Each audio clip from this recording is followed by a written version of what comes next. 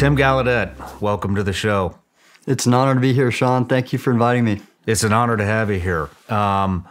So you kind of came on my radar. I've been looking around at some of the UAP, UFO stuff, and I've been hearing a lot about the water and how they possibly might be coming out of the water. There's been sightings, and so I've been looking for somebody to speak on that, and we ran across you, so thank you so much for being here. It's an honor to have you here as well.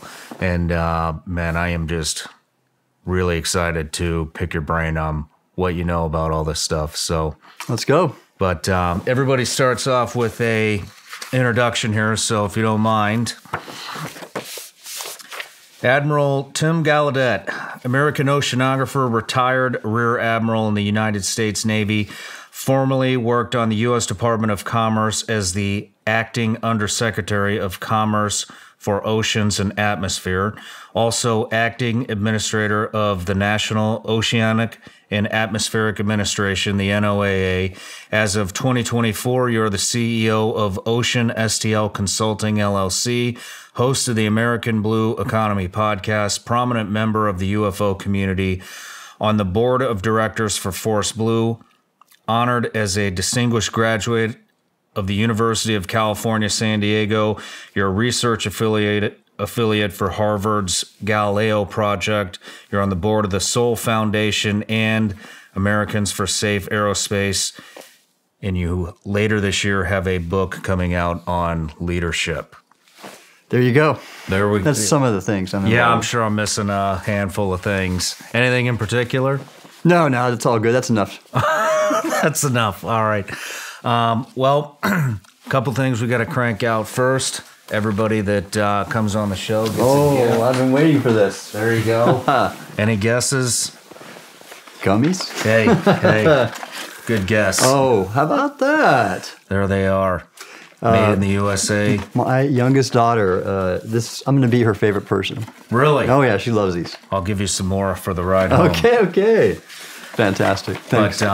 But I also have a subscription account on Patreon, and so one of the perks that we give our patrons who are our top supporters, we give them an opportunity to ask the current guest questions. And so there's a couple of good ones here. This one is from Greg. Are there other areas that have more common UFO activity besides the California and Florida coasts? From what I understand, yes, there are. There are certain places in and around the globe that are hotspots. And I don't have that all mapped out myself, but it's the Scientific Coalition for UAP Studies, SCU, they're a pretty credible research organization, and they've done that. I think there's some places in South America and where else? In the Pacific Northwest, possibly. But there are. This is documented, and you could do a Google search and find them. Interesting. This is from Lester Dodson. What effects do underwater thermal vents and underwater volcanic activity have on ocean temperatures, ocean currents, and the overall world climate? Well, that's interesting. That's a good question. I don't think hydrothermal vents are a major factor in changes in the climate, but they're very interesting scientifically because they hold a habitat that is super extreme, high temperatures, very toxic with metals and minerals, but organisms have evolved to live and thrive in those environments. And it's really interesting regarding this current topic because of UAP, because it's basically we already have aliens in our oceans when you go to those places. They're some of them don't have any. They're all white because they don't need any coloration since it's so dark down there. Giant clams, for example, and mussels, as well as other types of tube worms, and just really weird sea life. If you go and look at some hydrothermal vent imagery or expeditions, that I have friends who've done that. Wow, how deep are these? Oh shoot! Well, the first one that was discovered was off the Mid-Atlantic Ridge, I believe, and my buddy, Robert Ballard, the discoverer of the Titanic, he was one of the ones who found him. He was working with the French, and I think there might be around 2 miles deep or so. It varies. It varies. Wow.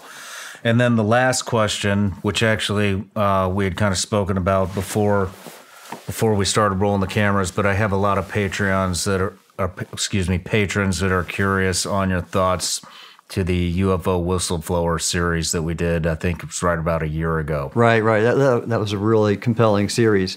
So I've been in this UAP topic for a little over about 2 years, and I initially, like Michael Herrera, the Marine, where he saw paramilitary forces from some agency, and that whole story. Originally, I would have dismissed that as can't be. Our government doesn't do that. Mm-hmm. But the more I'm learning and that's coming out, and I could talk about some examples, I wouldn't be surprised if there was credibility to that.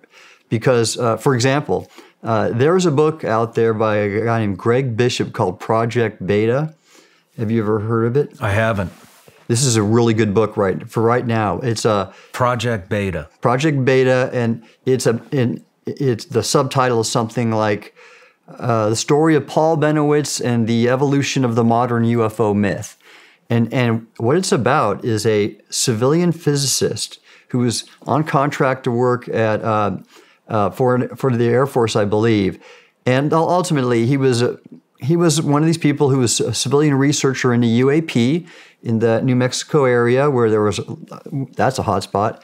And the Air Force deliberately deceived him and exploited him and even broke into his house to make him believe that there was going to be an imminent alien invasion. And he basically nearly went crazy. And the Air Force did that deliberately. And what? Yeah, yes. The book is really good to read, too. You can read it like in a day. It's all happened. The main perpetrator in the Air Force is a guy named Richard Doty. He's quite well known in the UAP circles, and that's what he did. And I can see that happening right now. And we could talk about this later, but you know this DoD UFO office called AARO? Mm-hmm. So they recently released a report. Real quick, what does AARO stand for again? All Domain Anomaly Resolution Office. And their report was looking at the historical kind of story of U.S. government's UAP involvement. Congress directed them to do this report, and they basically didn't do their job. It was a lot of errors. They missed a lot. And one of the prominent UAP authorities on national security, Chris Mellon, wrote a scathing expose, if you will, on all the errors in the report and how they didn't meet the congressional mandate. And when you read that, and you can tell they're obviously obfuscating. They are deliberately not saying what they know and saying things that are patently untrue in this report that Congress directed. And so Chris wrote a great article in the debrief about it and all the flaws. And when you put that together and look at that, you can just see that is active disinformation. They're not acknowledging what they know, and they're actually putting out false information. Why are they putting out false information? So this is really it makes sense if you worked in the government at a high level like me. The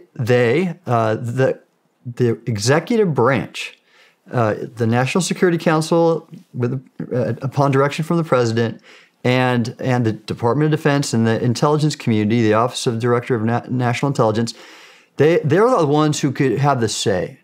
Should we disclose or not? And the AARO is just doing their bidding because that executive branch, those bodies, they set the policy of the administration. I saw this in my job under Secretary of Commerce. The Trump administration wanted to do certain things, and we did those things. We actually did a lot of good, and I could talk about that the press never gave us credit for. But that's how it flows. And this administration doesn't want to do that. So AARO is just the mouthpiece. It's the policy at the top level of the executive branch that directs whether they want to disclose or not.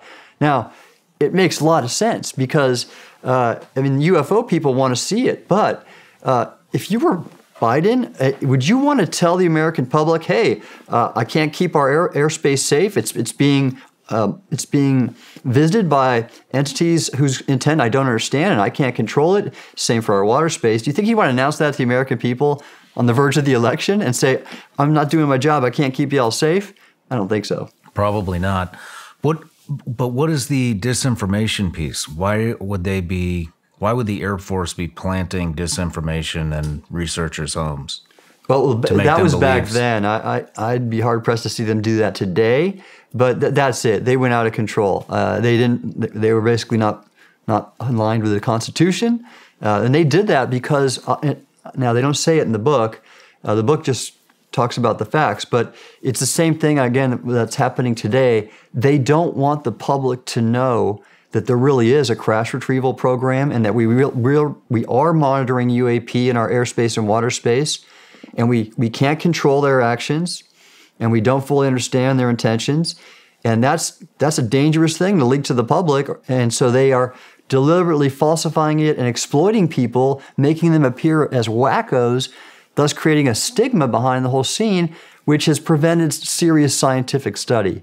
And that's why I've joined Galileo, Americans for Safe Aerospace, and the Sol Foundation to advance the scientific study of the phenomenon. Interesting. So that's so the disinformation is just to discredit whoever is that's exactly getting into the subject. That's right. And it's happening overtly today. That office is doing it. And you see it all around the media now. There's just a lot of, there are individuals who I will not name who I believe are getting paid, but every day they get out online and they're well known in this UAP community, and their number one job is to discredit these national authorities, these people like Lou Elizondo, who was with the task force, the UAP task force. I've met and trust and know, and he is 100% who he says he is, and what he says he's seen and knows, I have total confidence in. People like him, he's an active target of people discrediting him, and others too. Interesting. Is there anybody I should be looking out for? Gosh, I don't study this like other people do. Some people they really spend a lot of time on this. Yeah, I'll ask you. I'm just not going to name names because I don't know. I don't want to do that. Yeah, I understand. I'll ask you offline. Let's get into the Galileo project. Yeah, that sounds fascinating. How did you get involved in that? Well, again, I had left the government, and so the background is this. One of my jobs in the Navy is I was the superintendent of the U.S. Naval Observatory in Washington, D.C. So it's known for two things. It's where the vice president lives. He lives in the house of the former superintendent. So I didn't get that house when I came in. The vice president was there. But also it's this unit that has historically been mapping the stars for the U.S. for the purpose of navigation. Ships of the Age of Sail, our original ships, the 6 frigates, they navigated using celestial navigation. And that's how evolved to modern day star mapping, which is used for satellite navigation. So consider this: if GPS tells you where it is, or you are, how does GPS know where it is? The constellation. They reference themselves to the stars in our galaxy that are relatively fixed because they're so far away. So that you create something called a celestial reference frame, and that is the coordinate system that satellites navigate off of precisely, and then therefore could tell you where you are. So we updated all the star positions. The universe is expanding, so we'd have to make new catalogs every so often. That's the observatory. Bottom line is that I got to know a lot of astrophysicists, and I learned a lot of cosmology, and I realized the universe is so giant. We'd be arrogant to think that we're the only species that's evolved to travel between celestial bodies. And so, we have 100 to 400 billion stars in the Milky Way galaxy, and there are over 100 billion galaxies in the observable universe. That's just crazy. So I was open to that, and then when I left the government, I decided I'll join Galileo because Galileo, under Avi Loeb at Harvard, he is developing a network of observatories, telescopes, and other sensors to look for UAP in the near-Earth atmosphere. And so he's published on several books on this topic, and I love the way he thinks. Total scientific approach, and being an astronomer and understanding the scales that I just talked about in terms of space and time, 14 billion year old universe, you have to think, okay, in the Earth, we have evolved. We're pretty new on the scene. The Earth's been around for like 4 billion years, and we've only been humans on the scene for not even 1 million. And so we occupy the sliver of time in the whole scale of the Earth and the universe. And look how fast we've advanced in technology in the even tinier part of the last 100 years. You know, I've seen a lot during my time as a Navy SEAL and a CIA contractor, and I've learned even more hosting this show. The one thing I can tell you for sure is that it pays to be prepared. Right now, with our national debt surging to unfathomable levels, global tension rising, and the corruption in Washington, ask yourself, are you prepared financially? Me? I'm buying gold and silver so I'm not caught off guard by the next recession or global conflict. And I've teamed up with one of the top gold IRA companies, Goldco, to make that happen. So I want you to go to SeanLikesGold.com or call 855-936-GOLD. You'll get a free 2024 wealth protection kit from Goldco, plus you may qualify for up to $10,000 in bonus silver while supplies last. So go to SeanLikesGold.com or call 855-936-GOLD and get your bonus silver today. Once again, that's 855-936-GOLD or visit SeanLikesGold.com. Performance may vary. Consult with your tax attorney or financial professional before making an investment decision. So why couldn't an advanced technological civilization that evolved to go way past us and then maybe even died off millions of years ago somewhere else? So he's on this search to either find active UAP or the remnants of another technological civilization. When you think about those scales and the fact that, okay, there's life on this Earth, so we know that life can evolve on a planet. It's just myopic to think, why wouldn't it happen somewhere else in this giant universe? Yeah. You had mentioned just a minute ago that the universe is expanding. And I've been watching things on this, but how do we know it's expanding? Well, I won't go into the details here, but astronomers can see it in different signatures. I believe Edwin Hubble, I think, was the first astronomer to find evidence of that. And it's based on, it's not necessarily I think it's the thing they call redshift, where a certain spectrum of electromagnetic energy out in the universe has a feature to it like a Doppler shift. When you know a train's going by or you're going fast by something and you hear that change in frequency, I believe it's something like that. Don't quote me. I haven't done astronomy for a long time, but astronomers have been able to prove it conclusively. What do you think it's expanding into? Right. That's exactly it. And where'd it come from? There's this Big Bang that happened 14.6 billion years ago. Nobody knows what happened before that or what was there. I mean, what does that mean? Does it mean that... Is it creating space? Is there a wall? Yeah, is there an end? What's on the other side of it? I don't know. Exactly. And that's why when you think about that weirdness, then you start appreciating that other weirdness could be too, because again, we've only reached our understanding of modern physics in the last 100 years. What if we evolve and live and don't kill ourselves for another 1,000 or million years? What is the state of technology going to be like then? And that's why when we talk about where these things coming from, it could be anything. It could be from other dimensions that we just haven't learned the physics about, or again from another part of the universe that we say, okay, we can't travel that fast based on the known laws of physics and the speed of light, but maybe we'll invent that and discover those physics sometime in the future. Wow. Man, this is fascinating. There's so much to cover here. Yeah, exactly. But let's start with a little bit of your Navy career. So you're an oceanographer in the Navy. What does an oceanographer do? Right. So I joined the Navy because I wanted to be an oceanographer. It wasn't because I wanted to join the Navy. My dad had been in, and I respected the service, of course, but my passion is in the ocean. And that's really why we're here, because we'll get into the UAP and the ocean later. But I grew up in Southern California. I love to swim and surf, and so I wanted to study the ocean. And so the Naval Academy had a great major, and they had a scholarship to this institution called Scripps Institution of Oceanography. And I wanted to go there and get it. I got that, and then I started doing that work in the Navy. And what it involves is basically knowing everything about the physical ocean and predicting it.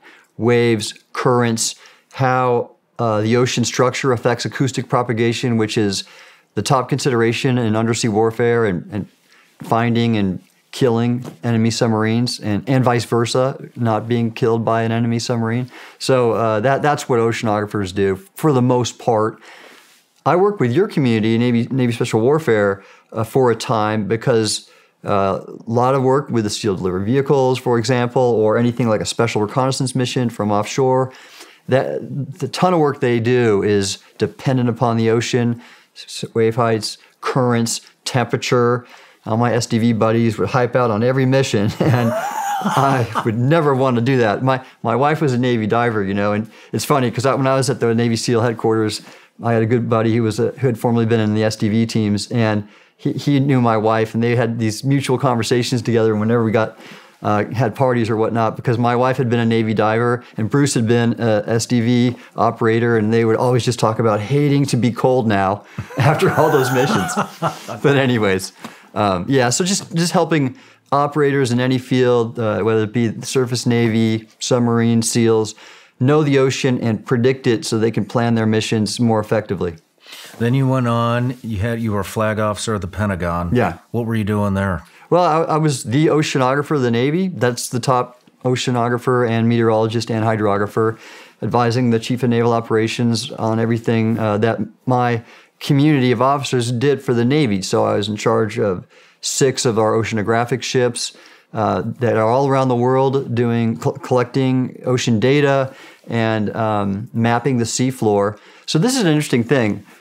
You see these pictures of the Earth, and sometimes you'll see like Google Earth's ocean features, and you think the seafloor is all mapped. And the fact is it's not. We've not even mapped 25% of the world's seafloor to a modern standard, meaning multi-beam sonar and GPS navigation. That's 75% of the Earth's seafloor is basically uncharted territory. And it's even crazier for the volume of the ocean. Barely 5% of the ocean volume has ever been explored with a remotely operated vehicle. 5%? 5%, yeah. So like that much volume, we don't even know what's out there. So so I did that for the Navy in the Pentagon, and after I left, I did that at this U.S. agency, which was a U.S. top ocean agency, the National Oceanic and Atmospheric Administration. And then, since I've left, I'm just consulting for some companies that do that kind of work, ocean tech, weather tech, some other things. Yeah. So there's another thing about this underwater feature off SoCal that I want to dive an ROV on. What happened is I wanted to get a better look at it, and I happen to know this very famous explorer. His name is Victor Vescovo. And here's the kind of guy Victor is. He's a private equity investor. He was an intelligence officer in the Naval Reserve.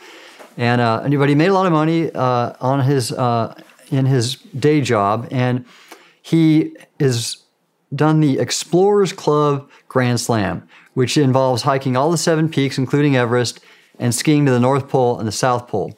And Victor, for him, it wasn't enough. So he learned that all the deep ocean trenches in the world, not all of them have been explored. So he hired a company, bought a ship, built his own submersible, and financed, for the sum of about $50 million, an expedition to dive in all the 5 deep trenches. And it's called the 5 Deeps. None of them, that's never happened. So he built a submersible that could go all the way down to the Marianas Trench, the deepest part of the ocean. They call it Challenger Deep. And he's done that 14 times, which is incredible. That only been dove twice before. How deep is it? 35,000 feet. Wow. 10,000 plus meters. Yeah, this is crazy. And so he's done some exploring. What happened is I signed an agreement with him when I was at NOAA, and he agreed to put our scientists on his ship and give us the data he collected, because he also had a really great sonar, a multi-beam bathymetry sonar. And so we had that agreement. Well, one time after I left the government, I learned that he was going to do a test cruise, if you will, a shakedown for his ship, because he got a new sonar on it, the state of the art. And when I learned he was doing it, and I knew about this one feature that I couldn't explain on the seafloor, I wrote Victor and I said, hey, this cruise you're going to go test your sonar at, I have an idea for you, and it's going to be an expedition like no other. And I told him about what I was doing with UAP and my hypothesis on this feature maybe being the result of some interaction with a USO in the seabed. And I said, and I have some other coordinates too. And we gave him some coordinates of areas like where we knew the Nimitz had its encounter, and the Omaha had its encounter. Just areas where UAP had been observed and USOs, and that maybe there's something on the seabed there. And I didn't think he'd write me back. I was curious. I thought he might think I was off my rocker. Well, he wrote me back and just said, send me the coordinates. And he went and surveyed all around those areas. Unfortunately, his submersible wasn't ready, and he couldn't get his eyes on that target and see it optically. But he got some high-resolution bathymetry with his sonar, and that's what I'm working off of. Well, how long ago did this happen? Oh, it might have been 2 years, but that's what's interesting about my point too is this, that here was a guy like him, and I told him about possible UAP activity in the ocean, and he didn't blink. He just said, send me the coordinates. I have one other story, and it relates to this, the ocean, and I guess maybe the credibility of the topic. So I mentioned that I work with the National Academies, and National Academies of Science, Engineering, and Medicine. And they have this body on it called the Ocean Studies Board. And this is the Hall of Fame, or the all-stars of ocean science in our nation. These are just top-tier ocean scientists who get together, and we decide upon topics of interest on the ocean, and we agree on studies and help conduct them. And things like the illegal fishing issue I talked about, ocean plastics, you name it. Well, I went to them, and I pulled together all my info about what Congress had done, the DoD is doing, and NASA has a study team, and I recommended that we get together and do a survey of all the government data sets, ocean data sets, and just look for anomalous activity and see if there are areas where we know it occurs and that just haven't been looked at, because remember I mentioned it's not necessarily the topic or target of most ocean research expeditions. So maybe it's in the data and no one even thought about calling it out. Well, I wasn't sure what they'd say, and they did not laugh me out of the room. They actually said, wow, that's interesting, Tim. Maybe you should look into it, but you probably want to include all the classified data sources too, and we don't do that. The group that does that at the academies is the Naval Studies Board. Ah, okay. So that was great, because that was familiar territory for me, because I briefed the Naval Studies Board multiple times on different issues, the Naval Studies Board. And so I went to the chair, who happens to be retired 4-star Admiral Gary Roughead, former Chief of Naval Operations when I was in the Pentagon as a 1-star, and my boss. So I knew him, or pardon me, I was a captain at the time. So he's my boss's boss, and I've briefed him before. So I go to him, and I say, we have a Zoom meeting. I tell him about all this UAP research that's going on by credible institutions and the government. And he thought, Tim, that is something we should be doing. He said, not only because if we have things in our water space that we don't know about, we should. And he said, but also, this is going to help us know a lot more about the ocean. And I remember I talked about knowing more about the ocean is going to help us with China. And he said, we need to know more about the ocean for that very reason, to be better than them. So two purposes he thought we could achieve that. So where I am with this is that now I have to, they need government funding. They need a government sponsor to say, hey, Naval Studies Board, do this for us, and we'll pay you this much. And so I now have to go back to the government, unfortunately, either the Office of Naval Intelligence, my former command, the Naval Oceanographic Office that I was in charge of, or NOAA, and see if they'll want to do a study. I asked NOAA, and they already said, no, we have too many other things on our plate, not interested. I don't see the DoD or Office of Naval Intelligence doing the same, again, because of the non-disclosure policy currently that exists in the executive branch, but I'm still gonna ask and still gonna try. Well, I can't wait to see what you come up with. We'll see what happens. What was it that, how did you get involved in this whole UFO, UAP thing? Right. So I've said this story before, but it's worth going at again. First off, as I mentioned, I was a superintendent of the Naval Observatory, so I understood how big the universe was, and I was open-minded to that there could be other life outside of the Earth. And then as a 1-star, I had actually 2 jobs. I had a Pentagon job, and then I also was an operational commander. So there's a 1-star job in Stennis Space Center, Mississippi, called the Commander of the Navy Meteorology and Oceanography Command. And that's all the folks that did what I did. So there's enlisted aerographers that do weather forecasting on aircraft carriers and shore stations.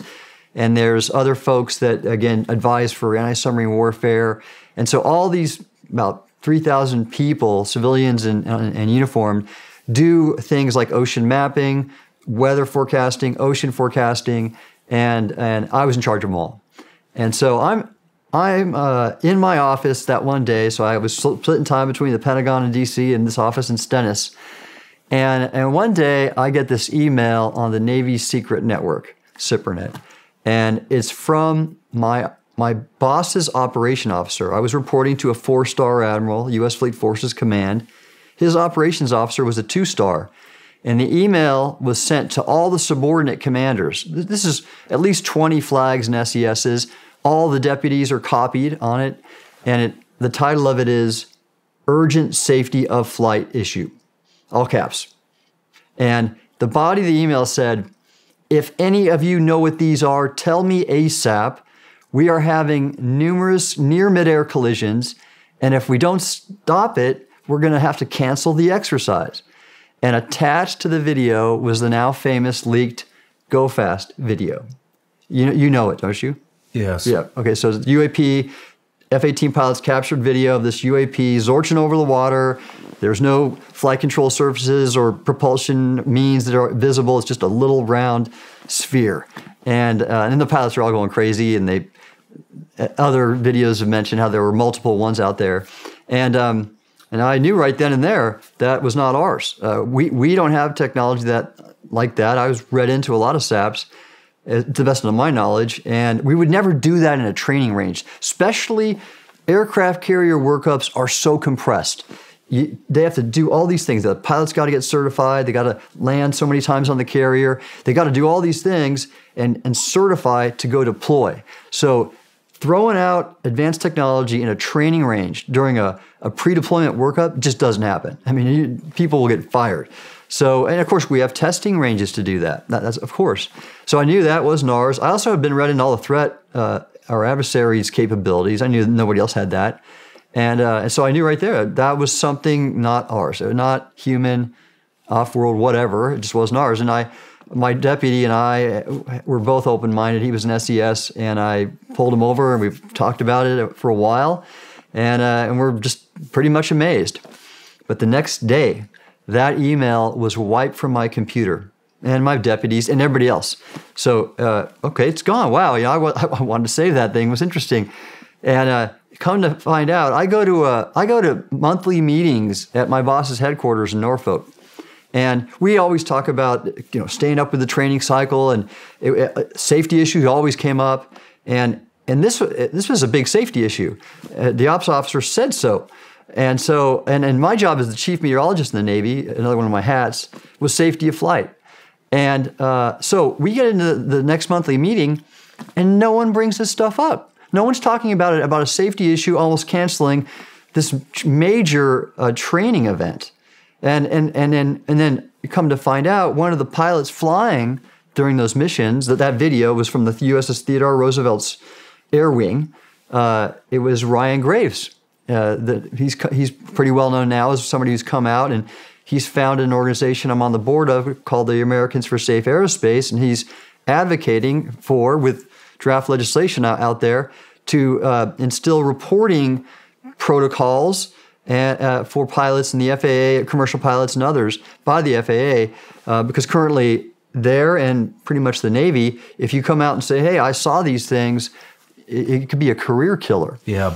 And I'll just, one more point about that. So I couldn't say anything at the time. And by the way, so it was wiped from my computer. I had been read into SAPs, and I knew, okay, this probably was connected to a SAP that the ops officer did not know. And the intelligence officer, one of the intelligence officers probably found that email and said, oh, shoot, and contacted whoever owned it, which was probably DIA. and they did their forensics and took everything off the system. Whoever it was, I don't know. But I had been read into enough SAPs to know, oh, that probably happened, and that's why I didn't have it, and that's why no one's talking about it. But it bothered me, Sean, because and now that I talk with Ryan, I realize, holy cow, lots of these things were in the airspace. They were interfering with operations, and they were a safety issue. How many? I don't know how many, but there were. At one of the gimbal recording, it was another one from that period, and you can hear one of the pilots say, "There's a whole fleet of them." So I don't know, but there were a lot, and the pilots were seeing them all the time. And what gets me is that commanders like me, once admirals, who are in charge of the well-being, responsible for the well-being and safety of their people and their forces, they were basically forced to turn a blind eye because of some overclassification issue and make the pilots mitigate the safety threat on their own, which is feckless to me. We should be stepping up as flags, as leaders, and saying, all right, let's address this here. Let's talk about it at the 4-star meeting and make sure we don't have to cancel exercise or see pilots fall out of the sky because of interactions with these things or avoidance maneuvers that again. So that's why I've come out and been an advocate for what Ryan's doing. Nobody brought up that email? No. Well, and that's the thing, is that we all knew, okay, someone just touched a SAP and they got rid of it and we can't talk about it. Think about that. So we could have had planes falling out of the sky, but we're not going to talk about it because of this overclassification. That's what's. There's a lot of unethical aspects, I think, of this whole UAP system that exists right now in the government. Man, that's terrifying. Yeah. That somebody. I mean, how high up does this go? Do you think these people pulling the strings, saying, "Get rid of that, take that email out"? Well, I don't know. Send out this disinformation. Yeah. I don't know how high it is, but obviously, AARO's last report, the All-Domain Anomaly Resolution Office in the Pentagon, was so deliberately false that obviously it's and they had to approve it, so it's got to be pretty high at the SecDef, and I would say certainly the NSC level, probably ODNI. Avril Haines, I'm sure, had some decision to say, nope, we're not going to talk about this, and same with Jake Sullivan, the NSC, I'm sure. Because there's so many people clamoring for it right now, and it's getting so much media visibility. So it had to be up at that level. I don't know about the president, but probably the NSC director. Man, well, so what is a oceanographer and all the different things that you've done for the government, for the Navy, for the country? Why are you focusing on underwater stuff? Yeah, well, first off, we know we see them in the water too. The last example that I saw was from the USS Omaha off Southern California, a well-known video that Jeremy Corbell, one of the UAP media types, has gotten out there. And there's other examples too. Classified examples I can't talk about, but confirmation that we see these things underwater. And I can tell a story about a submarine officer who came out to me too. But so we know they're in the water, and that's my thing. I've done a whole career of ocean science, and so it's what I know, and it's who my network is. So, and now I'm on 2 national bodies that advise on ocean research, and I'm trying to get UAP studies into their research priorities. One reports to the White House, and one's within the national academies. That's why. It's what I know, and I know they're in the water, and we're never going to have a full understanding of the nature of UAP unless we look in the water too. So that's what I can bring to bear on this whole discussion. How many encounters have we had of UAP, UFO activity in the water? So I don't know. I mean, there's a couple books out on it, and all of them, I think, really lack data. They're mostly anecdotal with interviews of people. One of them is by a guy named Preston Dennett, and it's interesting because he looks at the hotspot phenomena off Southern California. And then there's an older book by a guy named Carl Feint who something called, I think it was called UFOs in the Water. And he also just compiled a wide range of cases, just interviewed people. And so there's a lot. There's several hundred in those. And then Richard Dolan, who's a pretty well-known UAP researcher, he is he's finishing up a book, and I've seen the draft, and he's got about 600 cases where he's looked at all the books and sources and that go back from the 1700s. So I think there was there's some interesting cases in that book, but ultimately it's a lot less than we've seen in the atmosphere because the ocean's not as transparent. But it's worth looking at again because there may be more going on than that amount we know to have existed. Let's talk about the Submariner. Yeah, this is a good story. So, as I've come out, if you will, or I've been speaking out, and I am what I am. I have the scientific background as an authority on these topics of ocean science and exploration. People have looked to me and said, I bet if I tell him, he seems like a straight shooter, a credible guy, I guess. And so a submariner came to me, and virtually and he just said, hey, I was on a sub in the 80s. I'd like to talk to you about what I saw. Okay, yeah, let's have a call. I got on a call with him. He was a nuclear submarine officer. Now he's an engineer, and I think for an energy company. And this guy is like most nuclear submariners I know. He is just the facts. He is by the book, very much that way in his personality. And the story he shared with me was this. He's in the North Atlantic in the 80s. Cold War is hot. And their sub's operating, I wouldn't say super deep, but it was very high sea state because of a storm, 40-foot waves, so they were below that. But even there, they were kind of rocking. Subs can feel that wave action.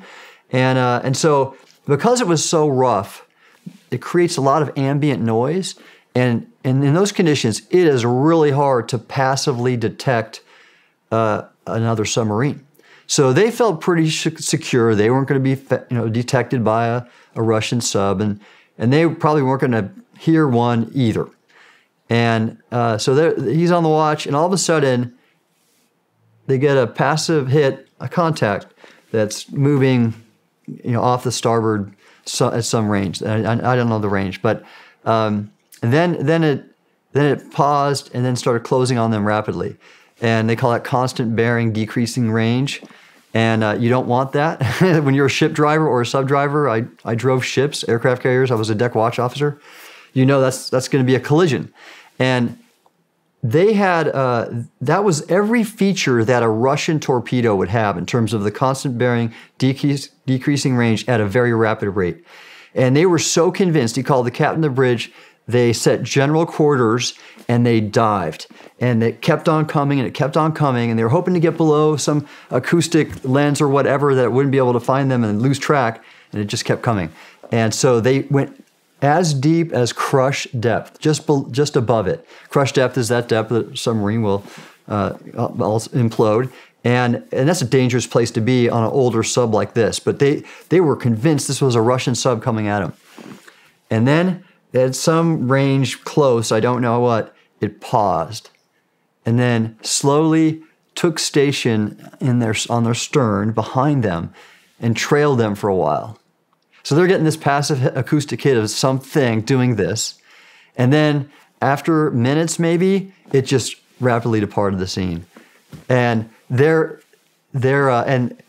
couldn't, there was no explanation. The Russians didn't have technology like that. We didn't have technology like that. And again, to this day, he doesn't know. I want to get that data. The data is collected and archived at Johns Hopkins University. And I'm in the process of reinstating my clearance, and I want to look into that. Wow. Yeah. Are there a lot of examples like this? So I don't know, but I have talked to one other submariner, nuclear submarine officer, who says that he's not seen that before, but when you go around the Navy and talk to other sonar techs, they say they do see these quite often. Really? Yeah, and this guy's very credible. He's actually a reservist, and his day job is he works in the Pentagon. All as a civilian. Attracted to nuclear subs? I don't know. But this is an interesting thing, and I wrote a paper about this called Beneath the Surface. We may learn more about UAP if we look in the ocean. It's on the Sol Foundation's website, and I write about that because we know, and there's a book on this, that UAP seem to be attracted or active around nuclear sites. Is it because that submarine had a nuclear reactor and had nuclear armed missiles? And what about the Nimitz and the Theodore Roosevelt aircraft carriers? Is it because they're nuclear powered? Maybe is that attracting them? I don't know, but it's a very interesting correlation. What are some of the things that you're finding under the ocean, personally? So this is neat. The ocean's so interesting to me still.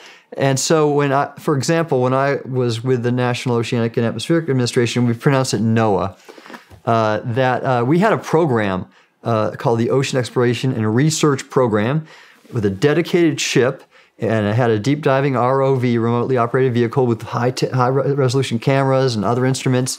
And we purposely go look for things. And every year we found new species, whether it be deep coral or new types of fish.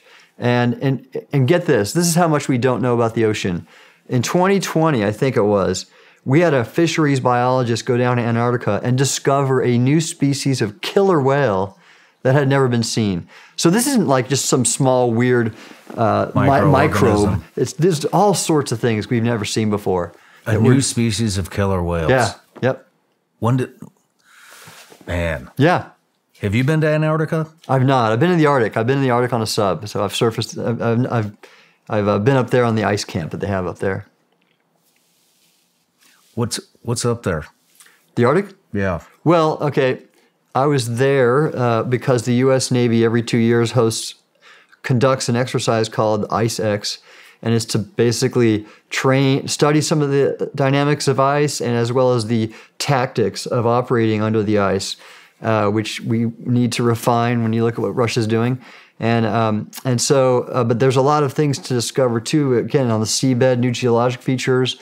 There are, again, all sorts of sea life under the ice too. I mean, we could talk about a million things about what's in the ocean. Let's go. Well, shoot. Let's do it. Here's something I was pretty proud of. So because we don't know so much about the ocean, and here I was in the Trump administration, and I'm with an environmental science agency. So it was kind of a tricky place to be. He was not keen on major funding to science agencies. The White House proposed a lot of cuts to our budget. Congress always put the money back in. But we were looking for good ways to show leadership and advance the ocean that would appeal to his administration. And so one of the things I led was a national strategy to map and explore the ocean, or the U.S. ocean, which is our exclusive economic zone. And the White House approved it, and we put together a plan, a team, and it's still being executed. And so we didn't even know only about 40% of the seafloor in the U.S. had been mapped, and now we're getting near 50. And why that matters is, first of all, submarine navigation, or navigation, period, ships. Submarines, too. We had two submarines. One was the USS San Francisco in the early 2000s, and then later the USS Connecticut in the early 2020s. Both collide with undersea mountains, seamounts, sustained major damage, hundreds of millions of dollars. In the San Francisco's case, one sailor was killed because it just 35 knots, boom, he sustained a head injury. And that's how much we don't know about the ocean and why we need to do it. And I even wrote an article about the fact that China is mapping and exploring the ocean heavily in the Western Pacific. And if they know the ocean better than us, we're going to have a hard time with them. You know, think about this. High ground in ground warfare provides tactical advantage, right? And the ocean has a high ground too. If you know the acoustic properties and the seabed well, then you can use that to your advantage in predicting the acoustic and optical paths of sensors and avoid counter detection and maximize your ability to detect the adversary. So you need to know the ocean just like you need to know terrain. in your old line of work. And so, and that's it. So getting a better feel for what we know, it matters for national security, and it matters for a lot of cool science. We have some of the best managed fisheries in the world in the U.S., especially in Alaska. And we need to understand the nature of the fish, where they're moving into certain places. We need to understand what their habitat is like, so we know where they'll be and we don't overfish them. There's all sorts of reasons to map and explore the ocean, and those are just a few. Yeah. What are some of the things you've encountered? So there's some other interesting ocean things I've seen and done. And a lot of this is credit. I give credit to my wife, Karen, who was a Navy diver doing salvage. She was a diving officer. She's recovered aircraft from the floor of the Mediterranean, the seafloor, and done some hard stuff. She's my inspiration, and she's the reason. Actually, I even speak up about UAP. I had no idea. I had no intention of doing it, and she just said, "Tim, you've done some things. You have a voice. Why don't you do it? Why don't you go contact Avi?" And so I give her that credit. But also because she was a former Navy diver, and we met getting our graduate degrees in oceanography at Scripps, that's just what we do now as a family. We do ocean stuff. And so I joined her. We did a week-long cage diving expedition off Guadalupe Island with great white sharks. Oh, man. Oh, how was that? It was amazing. And this is... Amazing. Yeah. Well, it was, there's so much to say about it. But the neat thing that I was proud of is it wasn't just some adventure tourism deal. I actually found the people who do it through my old agency, NOAA. One of the women who worked at our Fisheries Science Center in San Diego, she had a nonprofit job doing marine scientific research investigating specifically great white sharks. And this was part of a 20-year time series where the scientists had been photo-identifying individuals in the population by the markings on the side of their body, because they're kind of dark on the top, blue, and then they're light white on the bottom. And it's like a zebra. They have it's unique to each individual, the pattern. And so they had been photo IDing all the individuals, and it's a really important scientific endeavor, because the apex predators in a population, if you can understand their health certainly at an individual level, you'll have a very good indicator of what the entire ecosystem's doing. And so we went down there, we took our GoPro data, and they downloaded it and used our data, but it was also just extraordinary. These animals are as big as buses. Of course, they're like weapons with their teeth, and they're interesting. I remember we had a day travel from Ensenada, and we had 3 days of diving and a day travel back. And I remember thinking on the way out, we're going to have 3 days in the water. I'm probably going to get bored after the first day. I'm going to see the same stuff all the time. No way. Now I know, because these animals are coming right up to you, and they're just doing what they do in the wild, and they're majestic and beautiful. But now I know why bungee jumpers do what they do, because I just wanted to get in the water like constantly and see those things. They're never disappointing. Man. Yeah, that was a good show. Was that pure pleasure, or were you down there to study? I was there, again, for that nonprofit to help with their scientific study of the animals. Yeah. So I had to pay for it, but it was a contribution to that science institute. Cool.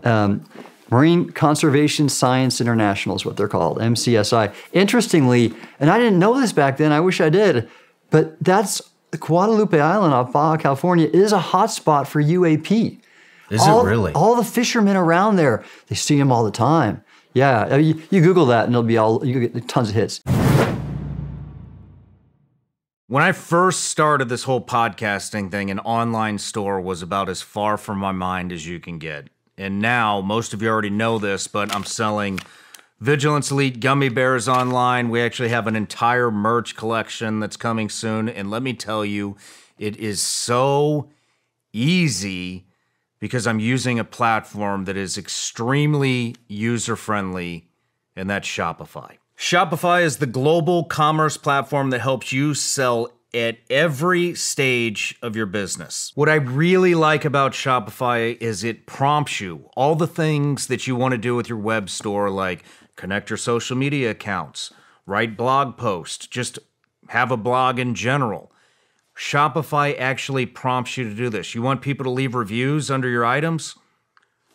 You can do that on Shopify. It's very simple. Shopify helps you turn browsers into buyers with the internet's best converting checkout, 36% better on average compared to the other leading commerce platforms. Shopify is a global force for millions of entrepreneurs in over 175 countries and power 10% of all e-commerce platforms here in the United States. You can sign up right now for $1 a month. It's shopify.com/Sean. That's all lowercase. Go to shopify.com/Sean now to grow your business no matter what stage you're in. That's shopify.com/Sean. The famous Abraham Lincoln quote says, "Good things come to those who wait, but only the things left by those who hustle."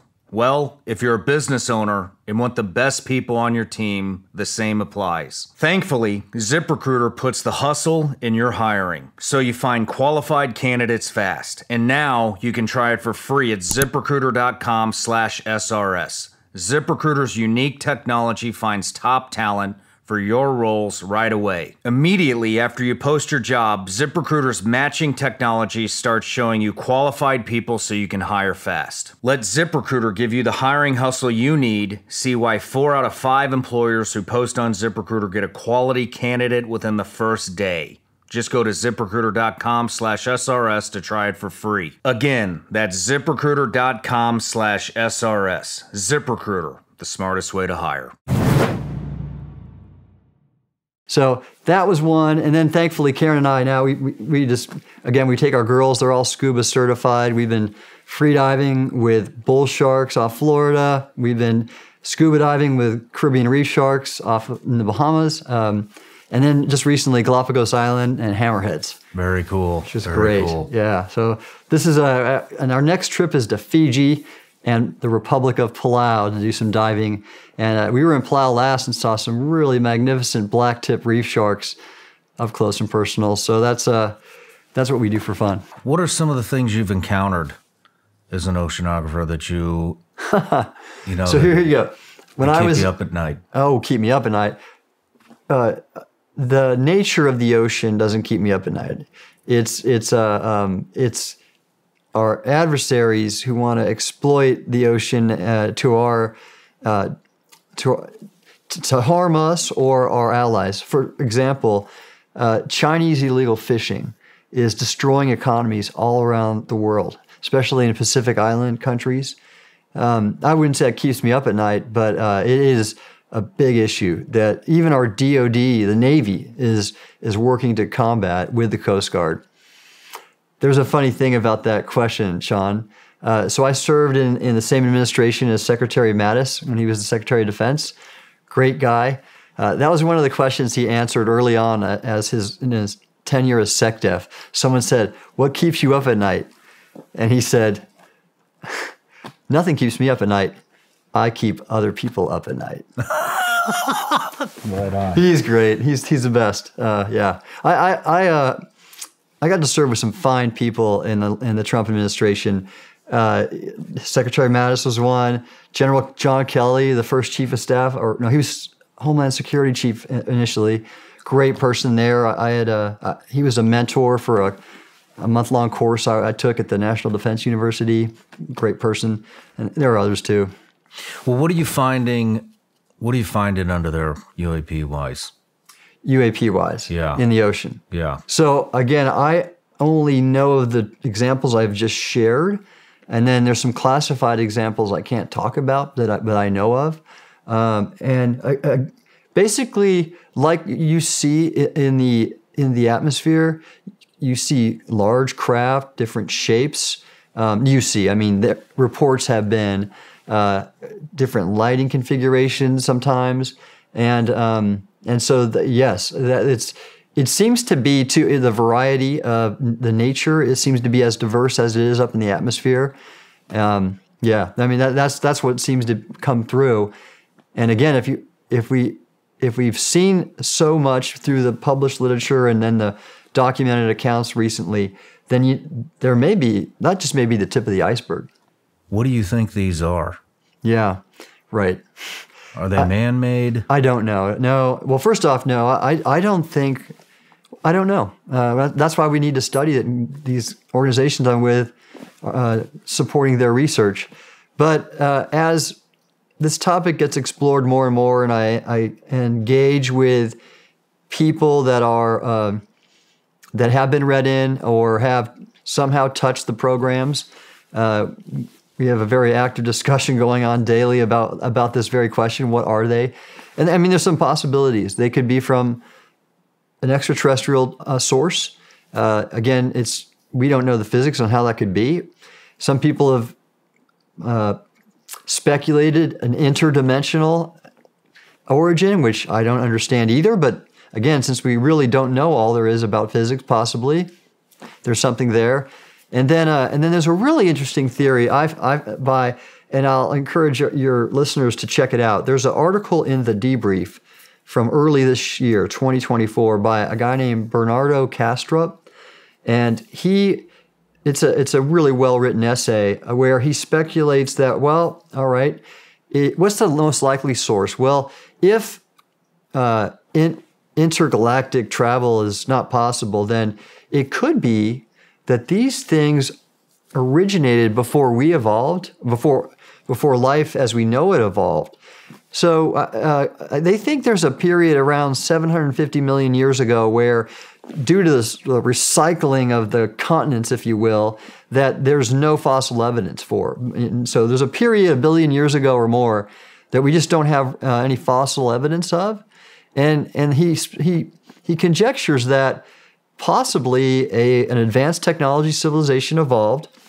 And that's not a stretch when you think we're an advanced technology civilization, I think, kind of, and we've evolved. We're here now. So if you know we can do that, then go back even a billion years and perhaps that could have happened. And when they saw things getting dicey, because there's so many cataclysms that have happened. You look at the dinosaurs and the asteroid that wiped off a large portion of the Earth. There have been other extinction events, and then less cataclysmic, but even severe, like about 12,000 years ago. This climatic period called the Younger Dryas, where the Earth's temperature dropped a lot, and you can see evidence of that in geology and so that was an event where a large part of the Earth's life was exterminated. So what's happened? The Earth's pretty hostile. You look at the volcanoes in Iceland. You look at asteroid impacts of the past, and maybe this advanced technology civilization said, we're out of here. We're going to go create a habitat down deep, or maybe on Mars or in the moon, and just get somewhere more stable. And maybe they've just been able to live, and we've not found evidence of it yet, or that these things are evidence of that. So there's it sounds like there's three discussions going on within the professionals, we'll call them. Yeah. And so one of them is ancient technology / civilization, next interdimensional, and the next extraterrestrial. Yeah, that's how I see it, the possibilities. Maybe there are more. I haven't thought of them. So let's I'd like to dissect kind of each one of those, with the ancient civilization stuff. I mean, what does that, at the end of this, I want to ask where you're leaning towards. But I mean, what is that if there's a civilization in the earth, in the ocean, towards the Earth's, the center? I mean, what does that even look like? Well, what do you think? No, we mapped the surface of the seabed, again, not varying completely. So we don't even know. There are parts of is there underwater structures? We don't really know. Or are they deep below the geology as we know it? Again, we don't know. So but it's not a stretch to think it's possible based on the length this planet's been in existence. What's unfortunate about this whole discussion we talked about a little earlier is it's so stigmatized that few people want to be open-minded and talk like we are right now, of entertaining the possibility of an advanced technology civilization from either of those three origins. It's just not taken seriously. And I think, and thank you for having me on, because it is about time we do it, because we do see evidence of them all the time in the ocean and, of course, in the atmosphere. And you know of a Canadian USO encounter? Well, yeah, this is one of the earlier ones. It's in the 60s, I think early 60s, and there's a great book about it called Sweep Clear 5, and it refers to the name of this mine warfare exercise. The subtitle is NATO's Underwater UFO Encounter. And it's a very interesting book because it's written by a researcher who interviewed these Canadian divers. Now, what happened is, first off, is there was a major UFO event in Canada, a place called Shag Harbor, Nova Scotia, in, either late 60s, I think the late 60s. I don't remember the date. And that's all over the web. But before that, there was another encounter where UFOs were seen to go into the water. And it happened at, I think it coincided with a NATO exercise, and the ships all got vectored to go look for these things. And Canadian divers were interviewed and claimed to have seen these two underwater discs and actual occupants outside the craft trying to repair it. So aliens. And they even said they captured video, but they don't know where the tapes are. Anyways, there's this book, Sweep Clear 5, is all about it. And it's about the investigation into that. And that's the first well-documented USO case that I know about. Wow. Was there any description on what the beings? There was, and I think they were humanoid. I don't remember the details. They weren't human for sure, but they were human-like. Did they have equipment on? I don't know. It didn't seem like they did, but maybe it was so technical that it didn't appear to be like equipment. I don't know. Man, so I mean, what do you think? If we're on this we're going through the three discussions, and if it was an advanced civilization that's living under the surface of the earth, whether it's in the ocean or somewhere else, I mean, how long? I mean, well, here there's just so many questions. I know. I don't know, but I do know this, and this is why I like the Galileo project, because Avi Loeb articulates this so well. He in modern society doesn't appreciate how new to the scene we are in terms of everything, our behavior, and how we treat each other, and technology. And so you have to think it's just so possible that either in this large universe or in a part of the universe we don't even know about, like I said, another dimension, that some advance or several. And actually that's the thing, Sean, is that from what I gather of all these eyewitness accounts that are out there, and knowledge from credible sources that were in, that know people in these programs, the UAP programs, crash retrieval programs, that there are different types. And I mean, in fact, what's very interesting too, just today, again, I mentioned Chris Mellon. He was a former DASD, Deputy Assistant Secretary of Defense for Intelligence. So he was up there, and he knows what he's talking about, and he's been in this field for some time. He on his Substack page, account, whatever you call it, today, April 23rd, he published an article, and he had a screenshot of a signal discussion with someone who had known people in that crash retrieval program. And he said that he was very credible, didn't want to let his name out, but the person acknowledged that there was an active crash retrieval program, and that there was an Air Force gatekeeper at the SES level for it, and so there was this discussion that he published today, and he wrote a nice article about it. Basically, and what's so good about Chris, he doesn't say what he doesn't know. He says what he knows. He doesn't speculate, and he doesn't reveal sources that don't want to be revealed. And so he said, here's the discussion we had. This person was senior in the government, and I'm not going to reveal his name, but he said he was aware of these programs. Wasn't read into them, but was aware. and knew people who were. And so he's just putting that out there. Again, doing it because there's such an active disinformation campaign that that office, AARO, is a part of to discredit anybody who brings forth this information. And again, the highest level, the NSC, obviously, the ODNI, they don't want this information out. Now, it's worth talking about that for a little bit. Why am I coming out now if the government is doing the best thing and doesn't want the information out? And so I think they're wrong on this case. And so do my colleagues like Chris and Lou Elizondo, that at some level we should, yes, not let advanced technology come out to the public, because we don't want our adversaries getting the upper hand. Of course not.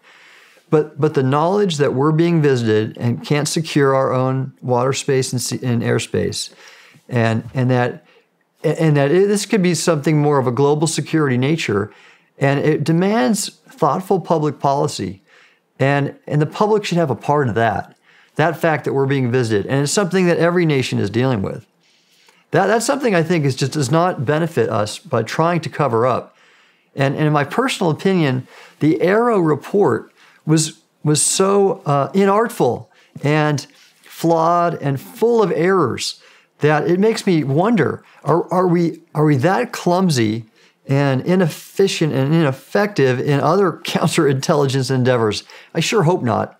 I hope we're not failing that badly when we're trying to perform the same kind of activity regarding Chinese and Russian intelligence services. How many? I mean, are there a lot of countries that are digging into this? Or are we? There are, and now I don't know of all of them, but I've had, for example, I was just contacted by an Italian researcher who has, like me, decided to focus on the underwater UAP, and he's been doing it for 20 years, perhaps, and was a colleague of this guy Carl Feit, who wrote that original book, UFOs and the Water. And so there's that. This Sol Foundation group has just brought on a European on their board. His name is Jonathan Berta, and he's neat because he's a technology guy. He's an industry. He's got his own company, and here's how his company got started. I think they do aerial drones, and I think it was in France that they were seeing all these UAPs around their nuclear sites, and they contracted his company to fly drones to observe them. That's how he kind of launched his company, and he's doing quite well. But he's one of these open-minded people, and so he brings in an international perspective to the Sol Foundation. In addition to Peter Skafish, who's the other lead, and he's got a humanities background. I think it's a socio-cultural anthropology. And then you have Gary Nolan, who's got a material science and biomedical expertise, and he brings that hard science to the Sol Foundation. Interesting. Let's get back to the underwater stuff. I want to know what else are you seeing? I mean, with your current research, what are you currently working on under there? Well, I'm not an active investigator. I don't have a ship. I don't have the money to fund an expedition. Now, there's a couple things that I have been involved with. For example, the Galileo Project. And this isn't too out there, but it's part of the whole phenomena, if you will, and field that is worth pursuing. So Galileo is looking to discover remnants of ancient civilizations, extraterrestrial technology civilizations, or active ones that are in our world observing us. So he's setting up this strictly outside of Earth. Well, kind of. So he's got telescopes that are looking at the near Earth atmosphere. Okay. And so wherever they come from. So it doesn't matter where their origin. He just wants to scientifically study them better. But here's something cool. So he studied the very first known interstellar object to impact the planet. So it was in a catalog of, I think, asteroids or objects like that I forgot who maintained it. But basically, he got some data, looked at it. It had been gathered, I think it was collected on what appeared to be a meteorite, impact the Earth over the ocean off Papua New Guinea, the Bismarck Sea. And so he had data on this. And when he looked hard at the data, he realized that this thing its impact was not like others. We know from Space Force data that it's got an it's outside the solar system. It's an interstellar origin, just based on on its trajectory. So if you're an astronomer and an astrophysicist, you can do the math and determine that based on how a meteorite comes in. So we know this thing is interstellar in origin, one.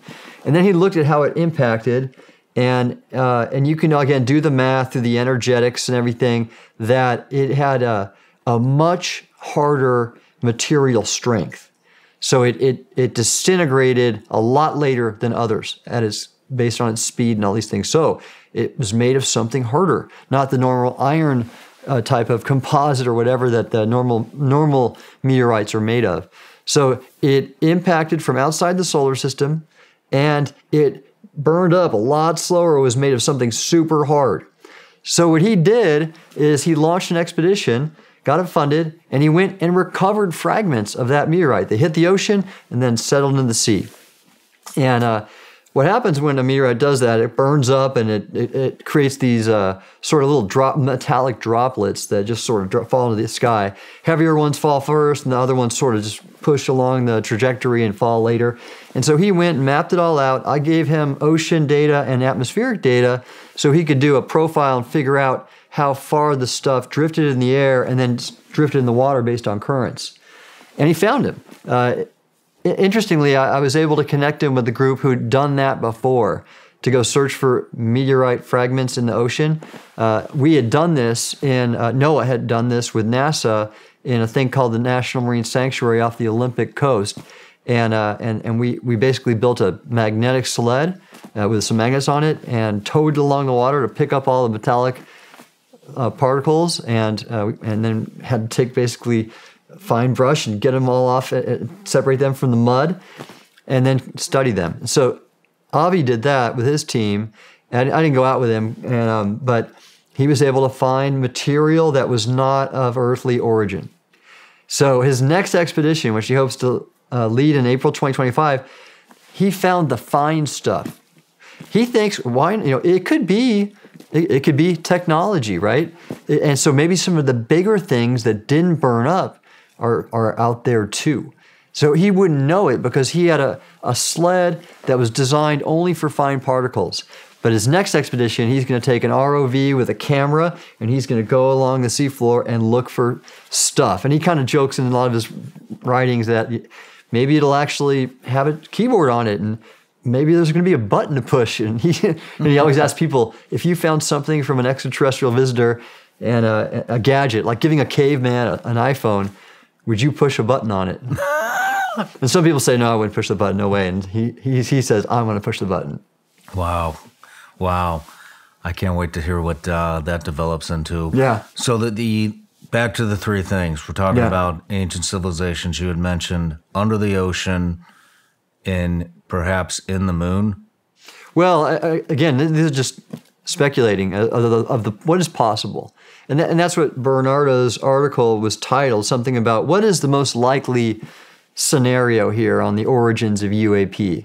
And those are three. They could have been originated either from our solar system, or we think other planets are inhabitable, but that's for life as we know it. Certainly, there could be other life forms. And I told you about these extreme, they call them extremophiles, organisms on these hydrothermal vents in the ocean, super deep, high pressure, and they're weird and they're alien looking, and they've evolved to withstand the pressure and the temperature, very high temperature, hundreds of degrees, and toxic environments. So who's to say that life hasn't evolved? I mean, not our form of life, but somewhere else, either on a planet here in our solar system or elsewhere. Well, what are the theories with the moon? Well, I don't really. There's some chatter out there about potentially bases on the moon, like potentially undersea alien bases. I have no data on any of that, so I don't know. I'd love to talk to astronauts who've been there, but I don't know. But it's worth looking into. I know we're going to go back to the moon with Artemis. I would like to see NASA be more transparent with what maybe it's found. An example here. So when Congress directed the DoD to start looking at UAP, they established the AARO. NASA, and this is interesting to me, with Bill Nelson, former senator, now the administrator, they decided to establish a UAP study team. And what they were doing, obviously, is Congress was interested and they were NASA. If Congress is interested in UFOs and NASA's not doing anything, and this is how you think when you're in charge of an agency, you better start doing something or else they're going to tell you how to do it. And so Bill Nelson decided to stand up a study team. And when they had a press release of their study, and there was nothing there. They talked about UAP that they need to be studied, but they didn't share one bit of data or one example. All they did was talk about it. It was embarrassing in my opinion. But that's kind of what's happening now is the government is coming out and saying things, but they're really not being forthright. Now, one more thing, but there is some sign of interesting activity. Believe it or not, I was just contacted by the National Science Foundation, and they are going to host a UAP communications workshop. No kidding. And they're inviting really credible people. They invited me. They invited, not that I'm super credible, but I'm trying, and other people and I actually connected them to these professors in religious studies and the humanities that I know. Diana Pasulka, have you heard her? Mm-mm. Oh, you should try to interview her. She is fantastic. She is a religious studies professor at NC State, and she's written 2 books, American Cosmic and Encounters.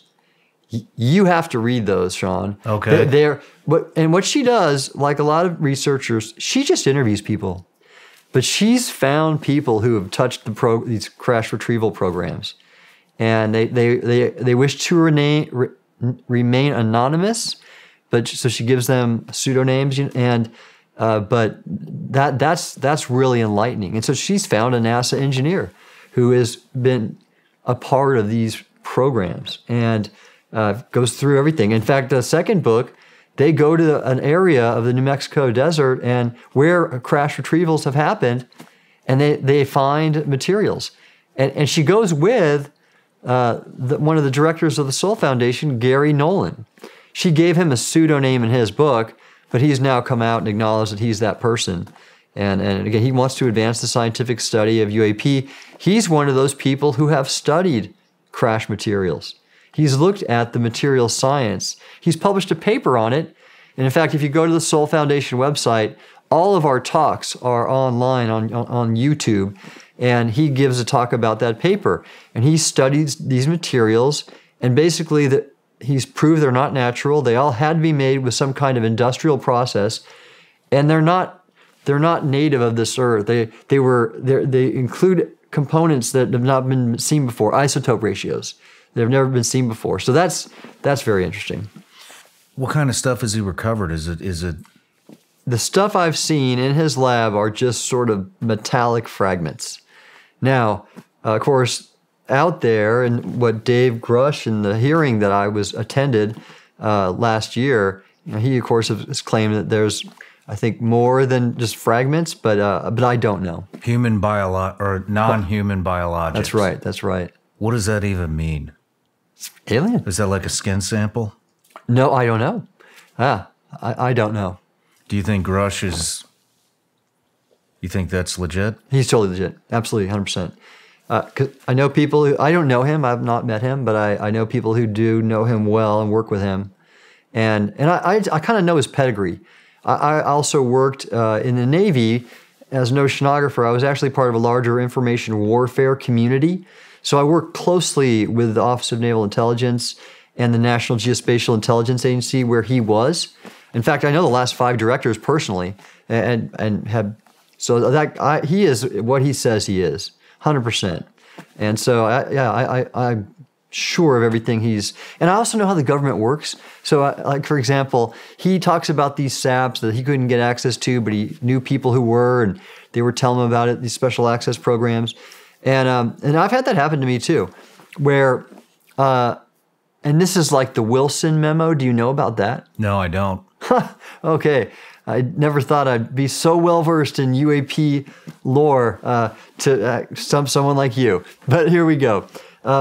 The Wilson memo is something, I forgot how it was leaked, but a physicist named Eric Davis, who was supposedly in the program, the UAP retrieval program, I don't know for sure, but he drafted a memo that got leaked, and it was a memo recording his interview with Admiral Wilson, who had a top intel job, and he was complaining that he heard about a UAP retrieval program in this memo, and this is the interview that he transcribed, Davis transcribed, and he was complaining that he couldn't get access to it because he didn't have a need to know.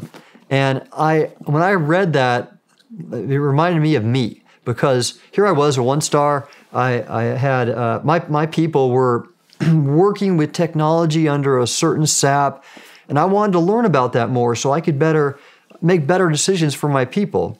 And I had the SAP control officer say, no, sir, you don't have a need to know.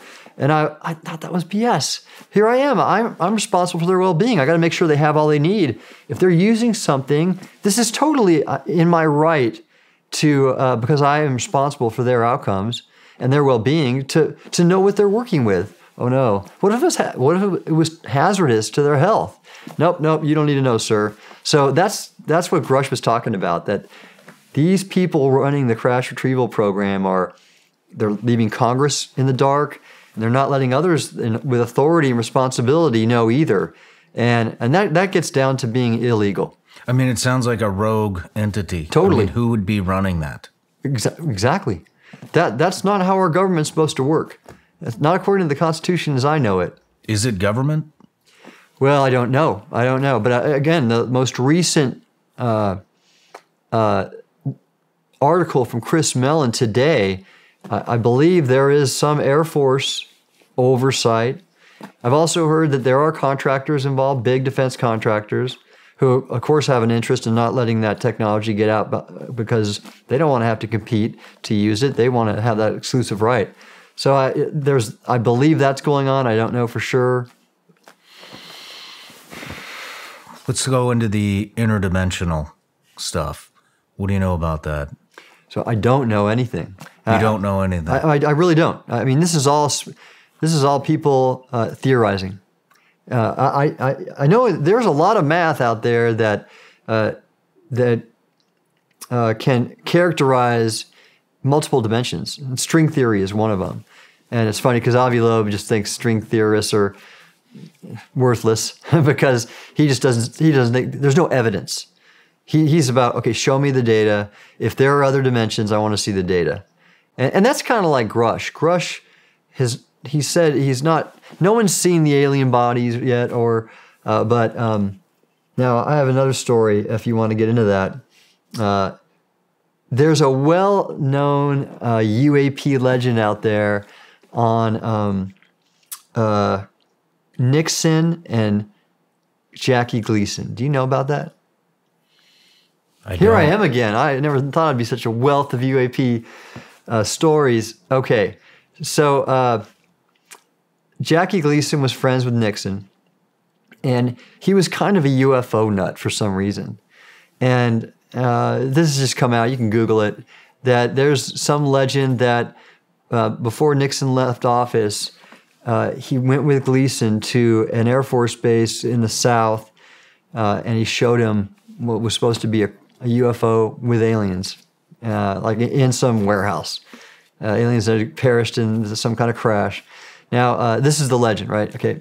Interestingly, I'm fishing in Key West last year, and my guide was pretty interested in this topic, and he connected me to another fisherman who I had a nice call with, and he's been interviewed on this publicly. His name is Mark Croca, and Mark has been seeing UAP in the skies off the Keys for over 10 years. and like big lighted cylindrical type objects that are clearly not U.S. aircraft. And he's actually seen jets from, I believe, the Florida Air Force Base down there sortie after these things, or scramble.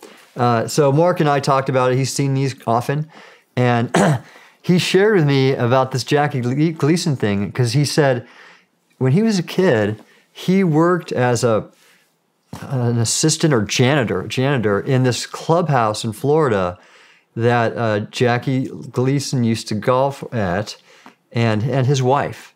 And he met his wife after I think he passed, and she shared that story and stated it was 100% legit. That Gleason saw what he saw. It disturbed him a lot. He didn't eat for a week. He was so just upset with his whole worldview had been changed. And but this is again hearsay from a friend. But fishermen are really good observers, by the way.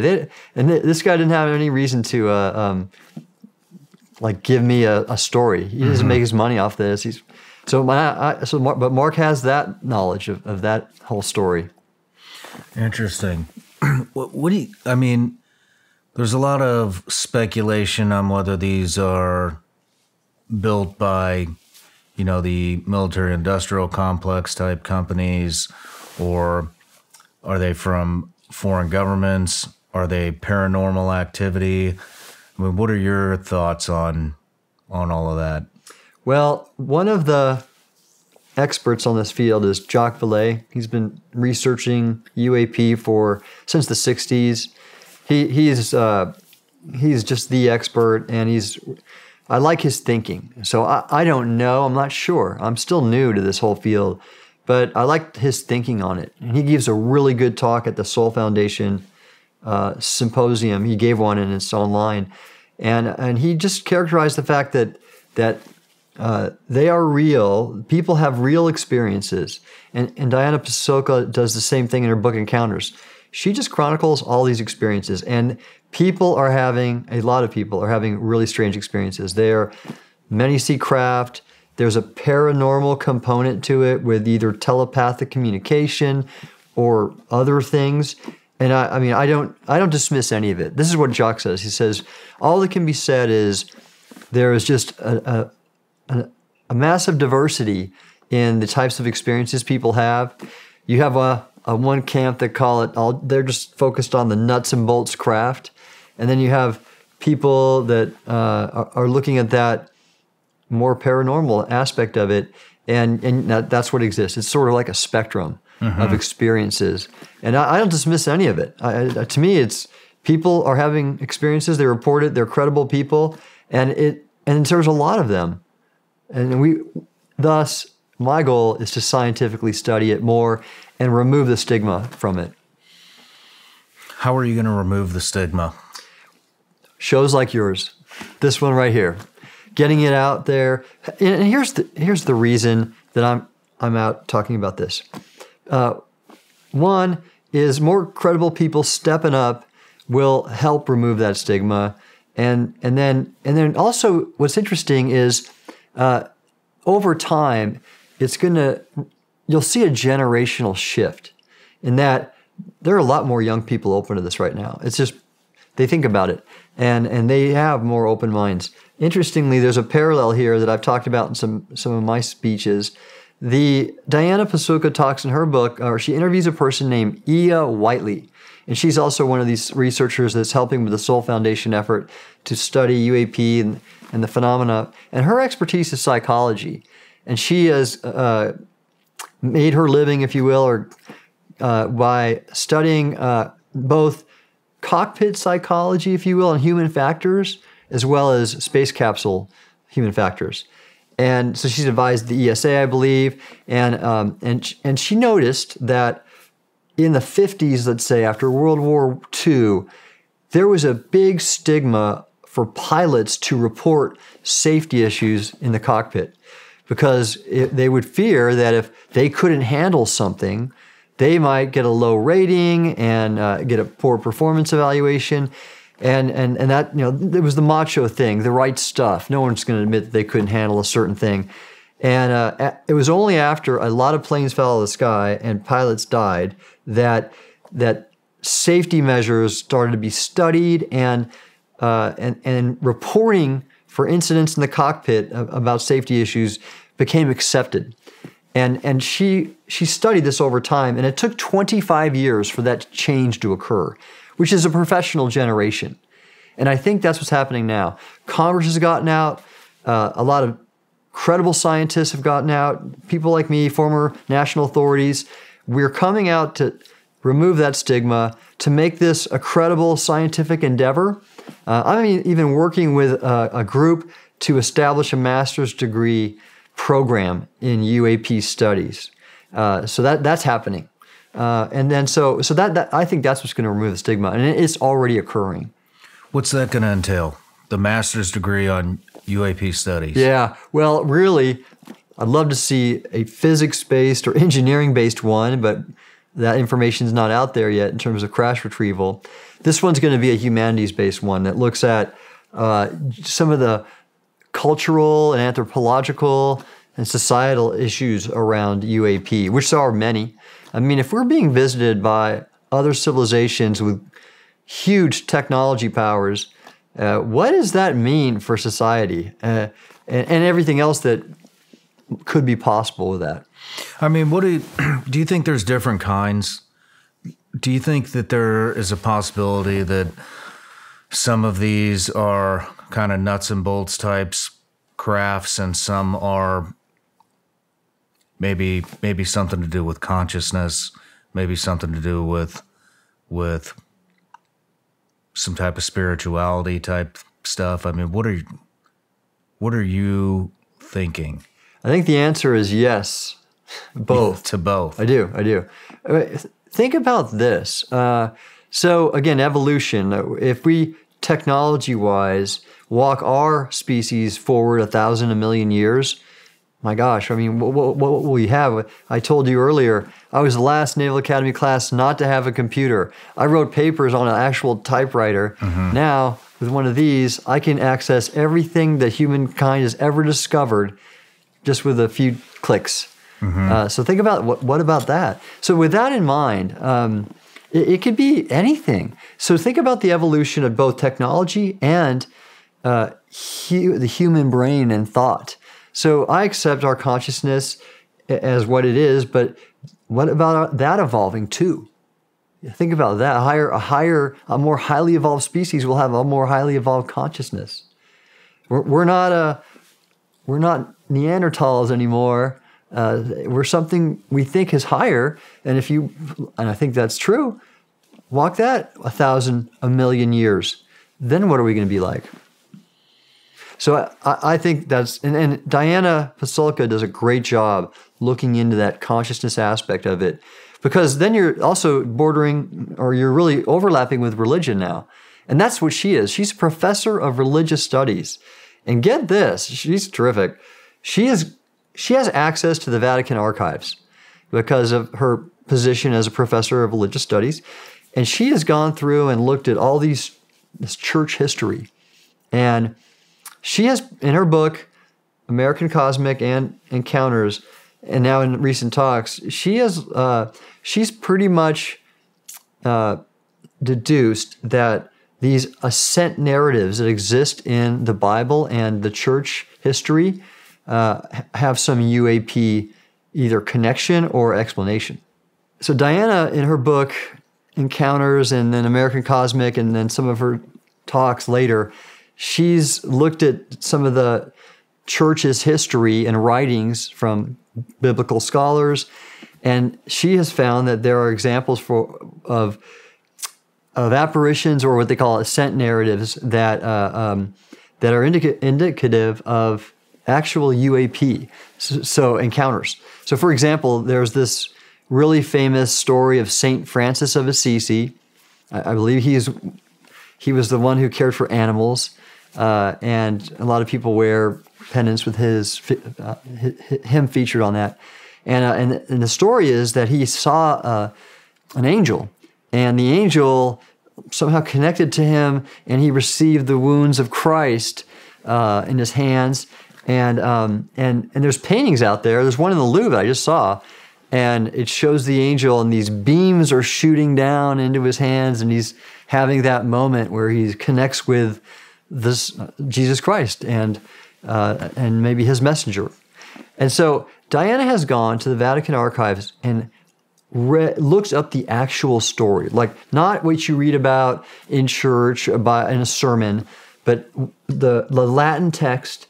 And this wasn't some like beautiful beatific, whatever you say, beautiful angel giving his good graces or her good graces to St. Francis. He's experiencing horrible wounds. He has pain, and he even, I think, dies from them. And he doesn't describe it as an angel. He describes it basically as what probably is a craft. And this is radiation or something. So I don't know the exact nature of it, but she clearly, in her study of this, has found instances of these visitations that are of beings, and they're not as angelic and nice as we'd like to think they are. Wow. Which way are you leaning? Do you lean more one way than the other? So again, I can just acknowledge that this is occurring. I don't know exactly what it all is. I'm open to any possibility and all of the above if that's really what's happening. I can speak to only what I know and what data I see, and that's why we need to keep moving forward with research and more universities coming on board and studying this. And me at my level, I want the national academies, who I'm on one of their boards, as well as the White House, I'm on one of their advisory committees. I want them to start taking this stuff seriously and put together the best scientists in the world to get at it. When it comes to kind of exploring the underwater stuff and coming from inside the Earth, I mean, where do we start to explore that? Well, this is what I think we should do. So we already have a pretty active exploration effort nationally with my former agency, NOAA, and they coordinate with others. For example, that one program I mentioned with a dedicated ship and with a ROV. We also end up funding other groups. My friend Robert Ballard, discoverer of Titanic, he has his own group called the Ocean Exploration Trust and his own ship. And so NOAA funds him. They fund a few others. And then you have universities doing some of this work too. And then you even have people in the private sector looking for oil and gas. I think what we need to do is harness that ongoing effort nationally and globally of exploring our ocean and ensuring that UAP, these underwater objects, are a part of the research targets and agenda. Because right now, no one's looking for them really. No one considers them worthy of scientific study. So when a ship goes out, they don't say, we're going to study plankton and maybe some undersea vents, and we're going to look for UAP. They don't do that. In fact, here's a good example, and it's in this paper I wrote for the Sol Foundation. Richard Dolan, in his book, that's not yet been published, but I looked at the draft, he cites a story reported in a Navy log. The USS Maury, I think it was 1946, reported, and they were a bathymetric survey ship. They were using sonar to map the seafloor. And they had primitive sonar back then. They only had an echo sounder, which is like one beam looking down. Now we have a multi-beam, which is sort of like a fan. It can do a lot more mapping. And they reported they're mapping this area in the Pacific, and they reported a large object. So what happened is all of a sudden they saw really shallow depth recordings for a long time, maybe even over a football field size probably, and then it kind of disappeared.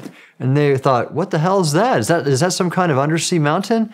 And they went back, and it didn't exist anymore. Now you can get sonar reflections from things like plankton, but not really hard echoes. So that was an example of them, and they just basically threw the data out. So the idea would be, let's be open to that kind of stuff. And by the way, again, I know of classified data where you can see this stuff in imagery. So we should be using all the things we have. Overhead that looks at the ocean, like NASA has satellites that look at the ocean. So does NOAA. We should be taking everything we have, ships, and just, I guess, opening the aperture to not just study the Earth and the ocean, but to look for UAP too. Interesting. And that's what I want to do at this national level with this thing called the Ocean Research Advisory Panel that advises the White House on ocean issues. I'm on it. And I want to get UAP to be a national ocean research priority and put in directives like that. So the way it works here, the White House every year puts a thing out called something like the FY whatever R&D priorities memo. And this year's, and the ones when I was in the Trump administration, we'd have artificial intelligence on there. We had ocean exploration on there. And so I want to get UAP in the ocean and atmosphere on that letter. Now, again, it's right now you need an administration that's going to buy off on that kind of policy, and right now we're not seeing those signals. So, interesting. Well, let's take a quick break. Yeah. I want to tell you about this business venture I've been on for about the past 7-8 months, and it's finally come to fruition. I've been hell-bent on finding the cleanest functional mushroom supplement on the planet, and that all kind of stemmed from the psychedelic treatment I did. Came out of it, got a ton of benefits, haven't had a drop of alcohol in almost 2 years. I'm more in the moment with my family. And that led me down researching the benefits of just everyday functional mushrooms. And I started taking some supplements. I found some coffee replacements. I even repped a brand. And, you know, it got to the point where I just wanted the finest ingredients available, no matter where they come from. And it got to this point where I was just going to start my own brand. And so we started going to trade shows and looking for the finest ingredients, and in doing that, I ran into this guy, maybe you've heard of him. His name's Laird Hamilton, and his wife, Gabby Reese, and they have an entire line of supplements with all the finest ingredients. And we got to talking. It turns out they have the perfect functional mushroom supplement. It's actually called Performance Mushrooms. And this has everything. It's USDA organic. It's got chaga, cordyceps, lion's mane, maitake. This stuff is amazing for energy balance, for cognition. Look, just being honest, see a lot of people taking care of their bodies. I do not see a lot of people taking care of their brain. This is the product, guys. And so we got to talking, and our values seemed very aligned. We're both into the functional mushrooms, and after a lot of back and forth, I am now a shareholder in the company. I have a small amount of ownership, and I'm just really proud to be repping and be a part of the company that's making the best functional mushroom supplement on the planet. You can get this stuff at lairdsuperfoods.com.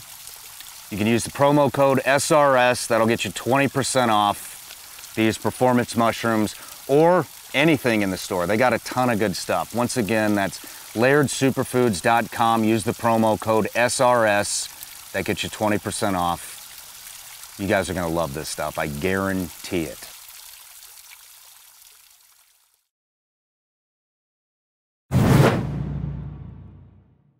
Join me and my special guest for the next behind-the-scenes experience exclusively available on Vigilance Elite Patreon. The behind-the-scenes footage is raw and uncut. This is as close to the set as you can possibly get. You can expect anything from off-topic conversations, studio tours, the final moments before the interview starts, and everything in between. The behind-the-scenes content is constantly evolving and will continue to bring you more as we grow. You can gain access for just $15 a month exclusively at Vigilance Elite Patreon. All right, Tim, we're back from the break. We were just having a little discussion about what we need to know about what's in our water space and why. And so let's just pick it up. That was a pretty interesting conversation. Let's pick it up there. Let's do it. So this is interesting. I talked about the science and technology aspect of what we could discover by looking into UAP more. That's just incredible what we could find. But then there's this maritime security aspect. And think about this. Okay, we know we're seeing objects like the USS Omaha saw an object go in the water, a UFO. I told you about these other incidents like in Canada. And then there's other reports and classified information I know of overhead imagery that have seen these things. But so if these things are basically roaming at will in our water space, what does that say about our maritime security? So think about this. Navy submarines, they are incredibly vigilant in not interacting with the bottom when they can. I told you about those 2 collisions, and other submarines and objects. They have these detailed procedures they call water space management whenever they're operating in a training area or an operational area. And they also have this protocol they call Prevention of Mutual Interference, PMI, WSM, PMI. And they are religious about it. Of course, because this will ruin your day. We've had submarine accidents in the past, like the Thresher and the Scorpion. We don't want to do that. Plus, there are nuclear reactors on board. We don't need those things contaminating the water. All sorts of reasons to do our due diligence and not having submarines inadvertently hit something. And but these things, and I mentioned that submariner who I talked about in his observation, they are roaming at will in our water space. And if we don't even know the full extent of how they're operating in the water space, how are we going to do against the Chinese in the Western Pacific, which is a matter of sooner rather than later in terms of taking Taiwan? Yeah, I think that's coming down the pipe really soon too. Yeah, absolutely is. I mean, you see what they're doing. They're preparing for a long haul. They're doing everything that you would expect them to do in terms of energy stockpiling, building coal plants, all these things that they need to be ready for if we impose sanctions against them, preventing energy supply and other trade issues like that. They're preparing for it. All the open source reports show it clearly. I don't know how we would prevent energy supply. How would we prevent energy supply? I mean, they've got the lithium mines in Afghanistan that we've abandoned. They've got lithium mines all over Mexico. They've got pretty much of Iranian oil. Yeah, Iranian oil, Russian coal. Yeah. It seems like they've got that pretty much. They're going to do fine. Do you think any, let's say that does kick off. Which I don't want. You think we're going to see any of this new technology become exposed if that were to kick off? That's interesting because highly likely. Well, and here's what some people say, if there was that kind of technology in the hands of the government or a contractor, being UAP technology, we would have already seen it on the battlefield. And I'd say that may be partially valid. First of all, from what I understand, we've not been very good at reverse engineering. We've tried, but this is just from some sources. And the other aspect is that I don't know if we would have deployed it in what we've been involved with currently. That's what I was going to bring up. Yeah. I don't see an application. What would we have deployed it up against? Yeah, right, exactly. And how would it have helped? Yeah, no, certainly not in Iraq and Afghanistan. But China could be a different thing in terms of undersea capabilities. That's what's going to be very interesting. For us or for them? Undersea capabilities? Well, both, because think about this. What if they have reverse engineered something that we don't know about? Now, after I left the government, I didn't keep my clearance, so I don't know of anything. But they have, from the time I left the Navy in 2017 to now, they have surged. They've become the largest Navy in the world. That's daunting. Yeah. In a very short time. Yeah, I think it would be very interesting.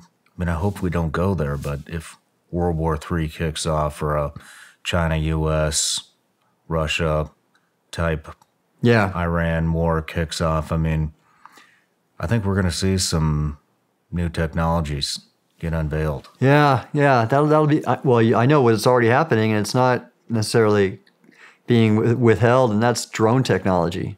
So there's an interesting thing. Space. Huh? And space, yeah, exactly. The thing, that's a field I'm steeped in and do for my consulting is ocean drone programs, and that's really advanced in a huge way.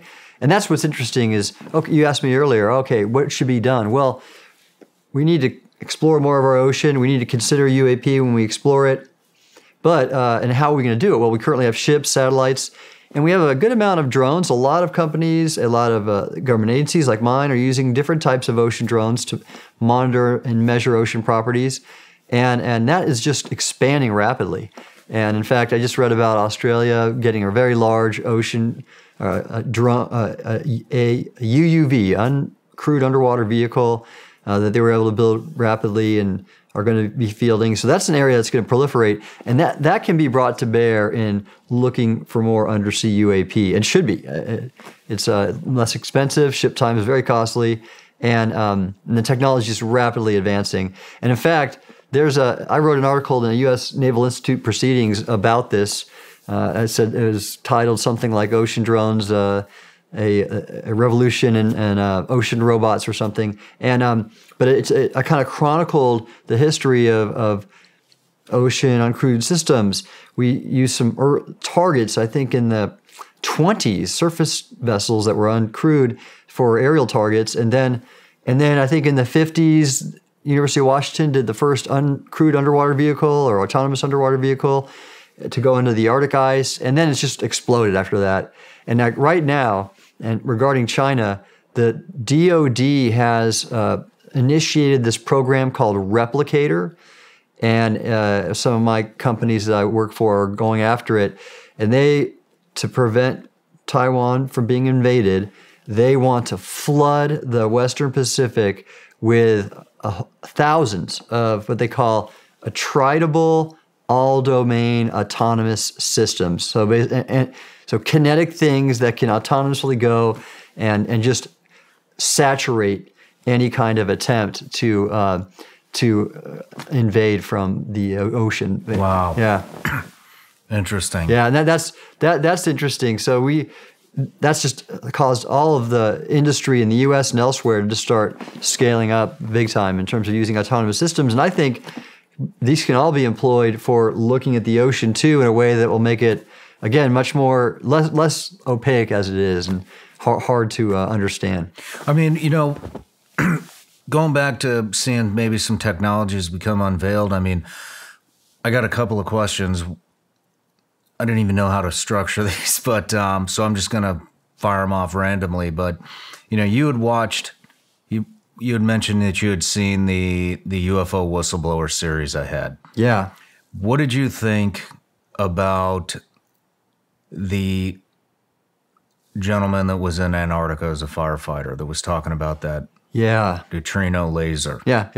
You're the perfect person to ask about this. Well, unfortunately, I don't know. I wasn't tapped in or read into anything involving that. So I don't know. I don't have firsthand knowledge. But here's what I could tell you is certainly in the last few months, the more I'm learning about what has been covered up and developed, if you will, or both, I don't dismiss anything now. Mm-hmm. I'm willing to take anything at its face value, really. And like your friend Michael Herrera, what he observed, with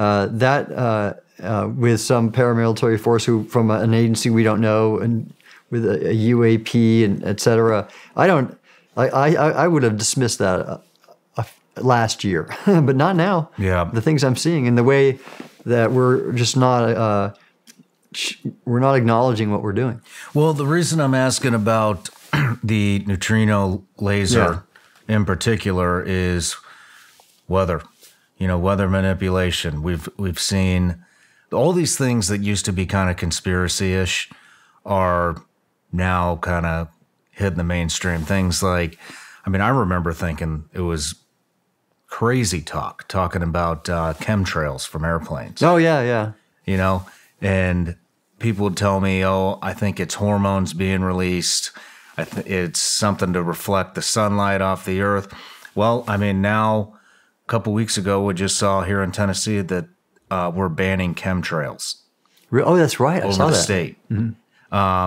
There was the Hawaii wildfire stuff, which, I don't know how true this stuff is either, or if it's complete BS or if it's real, but it was, there was this conspiracy that none of the blue roofs in Hawaii were burnt. Have you heard about this? I did not hear about that. Yep. And so, and every time one of these things hits, like the wildfires thing, that episode about the Antarctica laser, it always gets like this boost. And so the latest one was because he was saying that these lasers can cause earthquakes. Oh, okay. I missed that part of it. Wow, really? Yeah, he says that these lasers can cause earthquakes somehow. And then the latest one that happened in Taiwan was like the latest boost where it got brought up again. And I have something to say about that. Earthquakes, not necessarily this laser. There's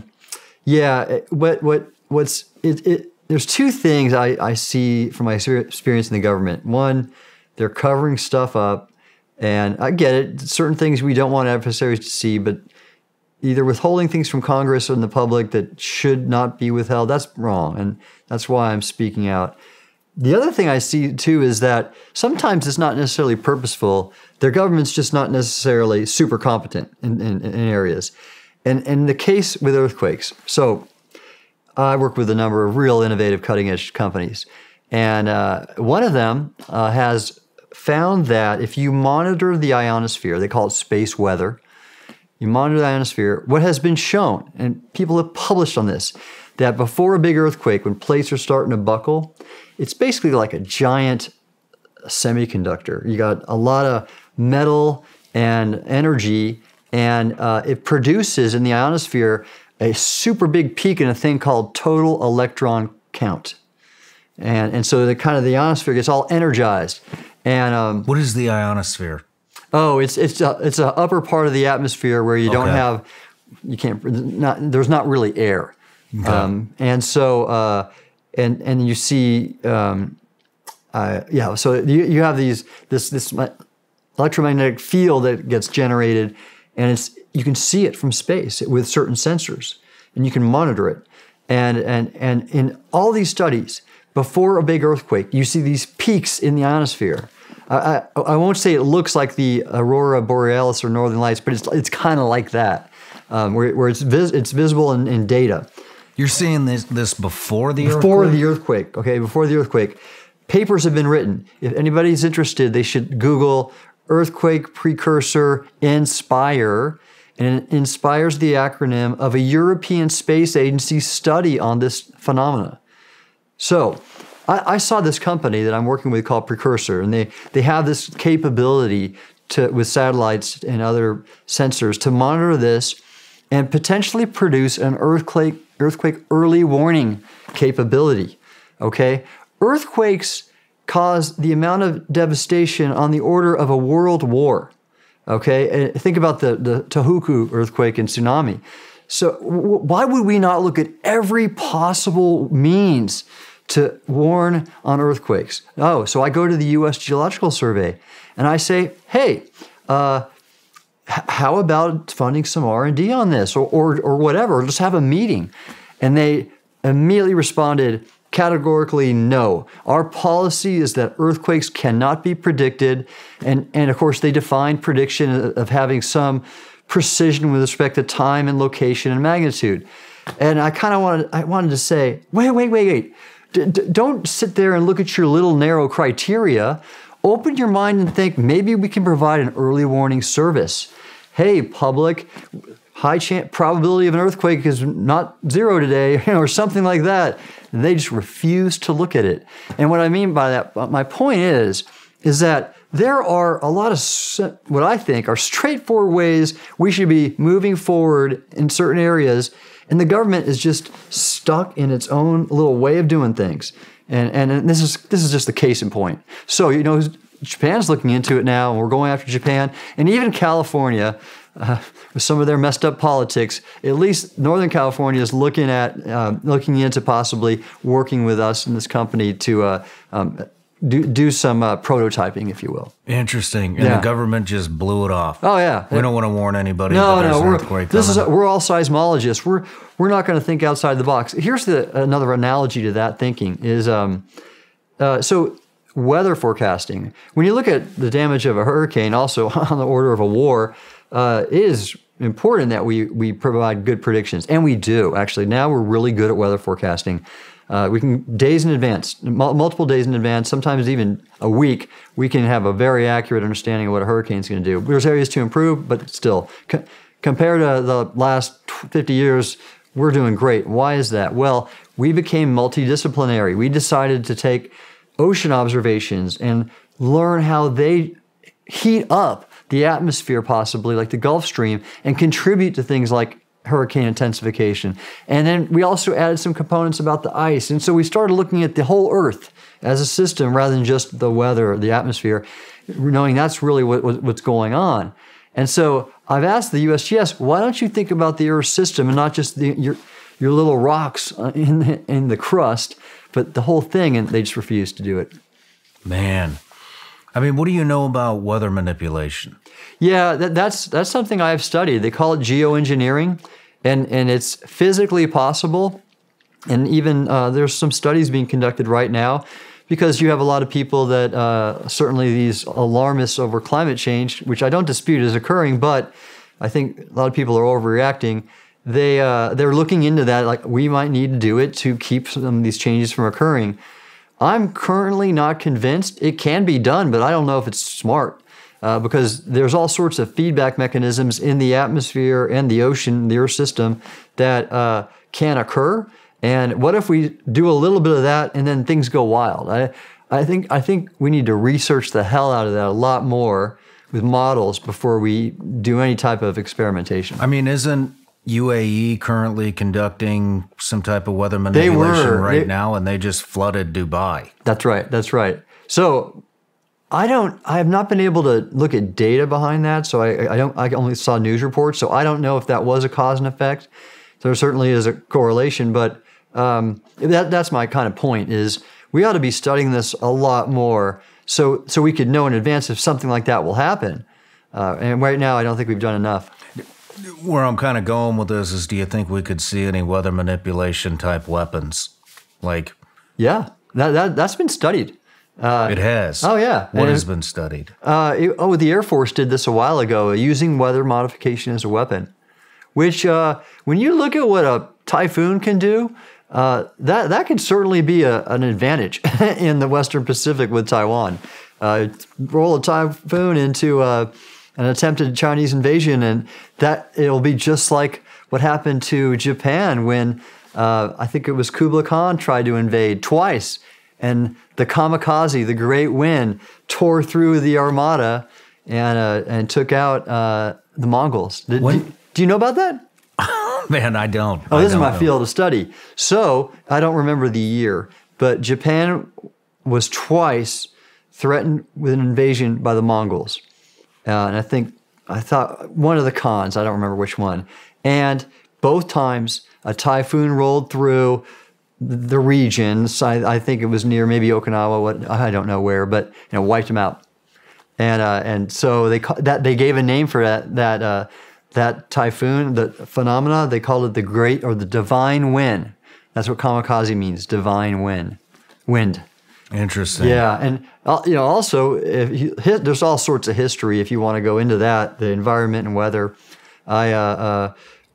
Sir Francis Drake and the Spanish Armada, another storm wiped out the Spanish Armada when they tried to invade England, and he got very lucky with that one. And then you go to World War II. We caught the Germans off guard in Normandy because we had better weather forecasts. If you look at weather kind of goes from west to east, and you want observations upwind, and all the observation networks that we had were in the U.S., Canada, and so the Allies had a good upwind observation network, and the Germans didn't. And what happened is the Germans saw the forecast and thought, there's no way they're going to invade today. It's too rough.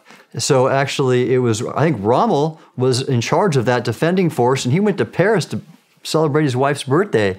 And he wasn't even there. And what happened is Eisenhower had planned for one day, June, might have been 4th, and the weather was going to be too bad, and they called it off, and he wasn't sure when they'd do it again because it was about the tides and the moon and the obstacles and the beach that the UDTs, your predecessors, had to remove. And then there was a weather window, and we realized it would be good on June 6th, a short time we could do it. And we knew that, and the Germans didn't, and we caught them off guard. Wow. Big part of the invasion success story. I did not know that. Yeah. How long ago did we start looking into weather manipulation? Well, I don't remember the history exactly, but I know the Air Force did that after World War II. And I don't know too much of the science behind it because it seems to me that the scale would be really large in terms of cost.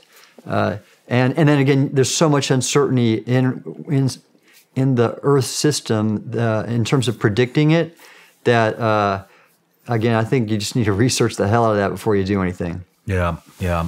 Do you think that we have done any weather manipulation before? I don't know. I probably would know too if we had, so I really doubt it. In my last job, I think I would have known. Okay.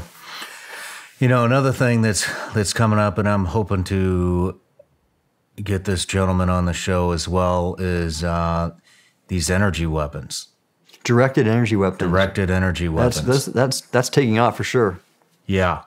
You know, it sounds, Chris Miller, former SecDef, told me that we were really close to having kind of the dome like Israel has. That's right. And there's another gentleman who developed these directed energy weapons, and they're starting to be employed all over the place. We're putting lasers. We've put a laser on a ship, a destroyer, I believe.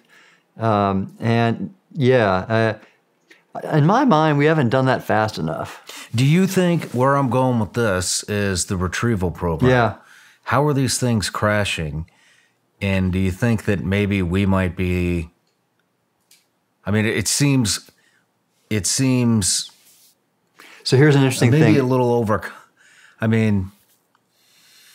Here's what, the crash phenomenon is interesting because some people think, if they're so advanced, how do they mess up? And there's a couple ways to address that. One is, well, maybe statistically, they're maybe coming here so frequently that, and statistically, there might be some kind of component failure, or it's going to happen. The law of averages, if you will. But that's one way. Another, in Diana's book, Diana Pasulka Encounters, she interviews this NASA engineer. I think he was a contractor, so not a federal employee, and he calls them donations. That possibly they're doing this on purpose to help advance our society or something. Give us little breadcrumbs, if you will, technology breadcrumbs to assist. I don't know the veracity of that, but I just know that's what she puts in her book. So that's an interesting aspect of it. Very interesting. Very interesting. So we were talking about a underwater terrain feature off the coast of California that some may speculate there may be an underwater UAP base there. What were you speaking of? Well, so this book I refer to, Preston Dennett is the author. It's even in the title, something like USOs and Alien Undersea Base or something. I don't remember the exact title. But so he interviewed all these eyewitnesses of different types of UAP activity in SoCal. And this has also appeared in a few shows, one of them like UFO Witness, I believe, with Ben Hansen, where and a few others where they anchored off this feature.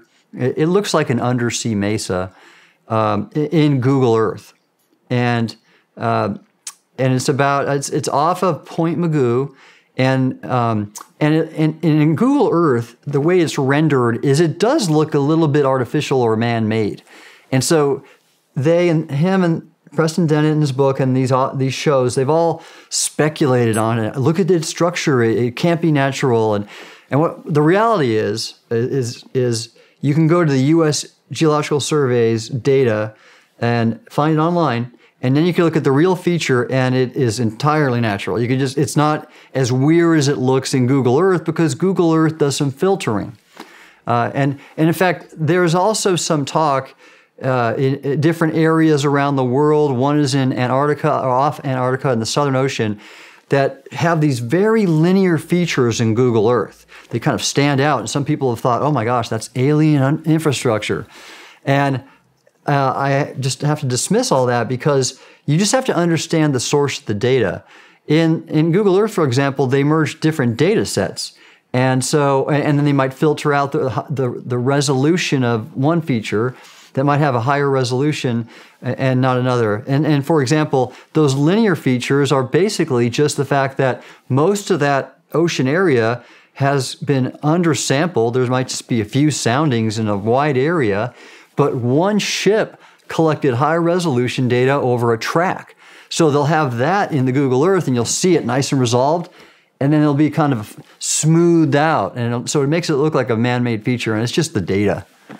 That's it. Yeah, but going back to this undersea alien base, this is where I want to weave in some of this disinformation. And by who, the government possibly, I don't know. But there was a point in time this year where I was having some public discussions about the possibility of, again, of USOs interacting with the seabed and wanting to then go and do bathymetric surveys to search for those types of interactions. And I even found a feature off SoCal that might just be that. I can't explain it. It's part of this kind of ridge, underwater ridge, that a section's been carved out of it as it appears, and it's been moved horizontally 2 kilometers. It's a big clump of rocks. Normally, when you get these things like landslides in the ocean, they're called turbidity flows. It's like an avalanche. They just sort of slough off, right, down the terrain feature. But this thing looked like it was carved out. And I took it to some geologist friends. I don't know how that happened. And so I want to get an ROV on that feature and check it out. And I'm working on that. But then there's this other aspect of the one that the people I told you I don't think were actually accurate in calling this other feature. I think it's called Sycamore Knoll is the name. It was an undersea base, and I don't think it was. Well, weirdly, when I started talking out about this, in Google Earth, the feature was filtered out entirely, this Sycamore Knoll. Now you can't even see it. It's plain as day in the USGS database. Why would someone go to Google Earth and have that feature removed? Who did that? Why? I don't know. But again, the more I learn about our government's active disinformation campaign and the story of that guy, Paul Benowitz, anything's possible now. Wow. Yeah, I'm with you. Do you have any other insight into government disinformation? Any other examples? Gosh, there's probably many, but I can't think of any right now. I'm sure there are. Yeah. I'm just curious. I just want to pick your brain. Yeah, and I'll be clear again. It's worth me saying this. I am okay with us not acknowledging really important programs for national security. Unacknowledged programs are good for our nation. I just think that the fact that we're not letting the public and Congress know that we're being visited by entities whose intentions we don't understand and characteristics and nature we don't understand, that genie's out of the bottle. I think you know the Schumer Amendment. This is what was drafted last year and was almost passed, including words like technology of unknown origin, non-human intelligence, and what was the UAP? All of those are in that bill multiple times, that draft. And the fact that got into draft legislation means it's there. There's something there. And we know that because I know some of the people who briefed the Hill. And even though it wasn't passed in the final NDA, most of that stuff was stripped out. Like I said, it's out there now. We have to reconcile this and really inform our public to do the right thing for our nation's security.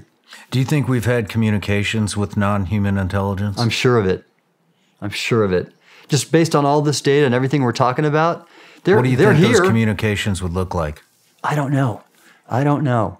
But I mean, actually, if you look at Diana Pasulka's book again, Encounters, this one former NASA engineer, he called the crashes that were retrieved donations.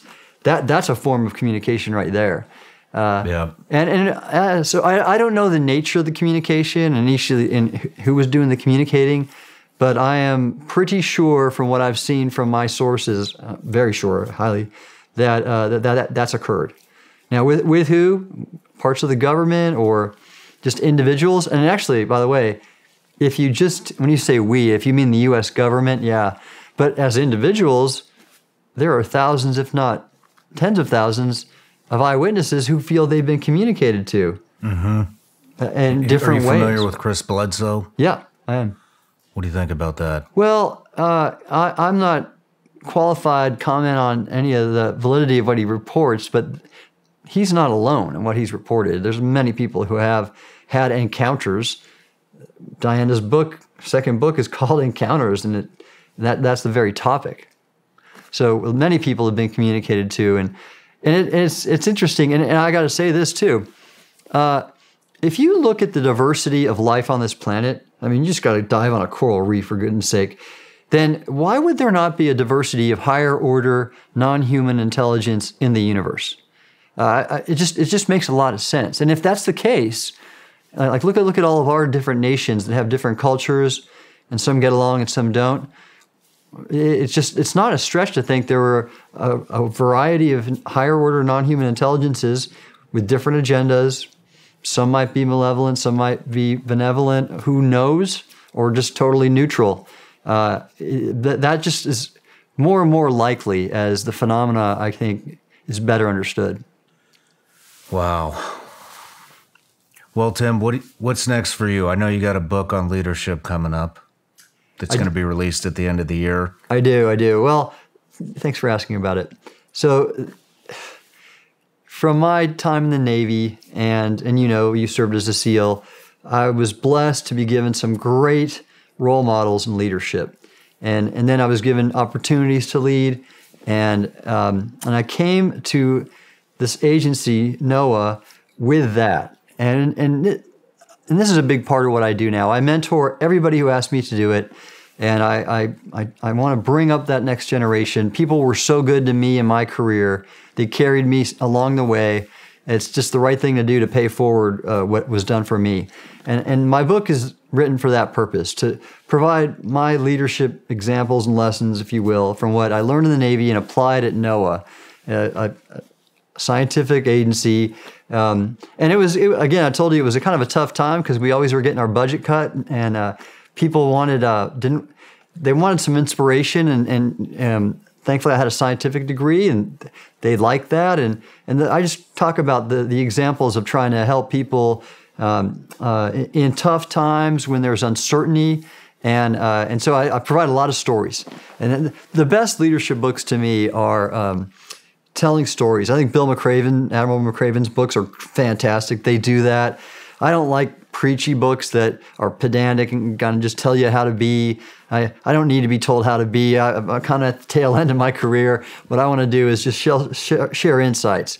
And so I have some fun stories to relate. One of them is, have you ever heard of Miranda Cosgrove? I haven't. She was the star of the Nickelodeon show iCarly.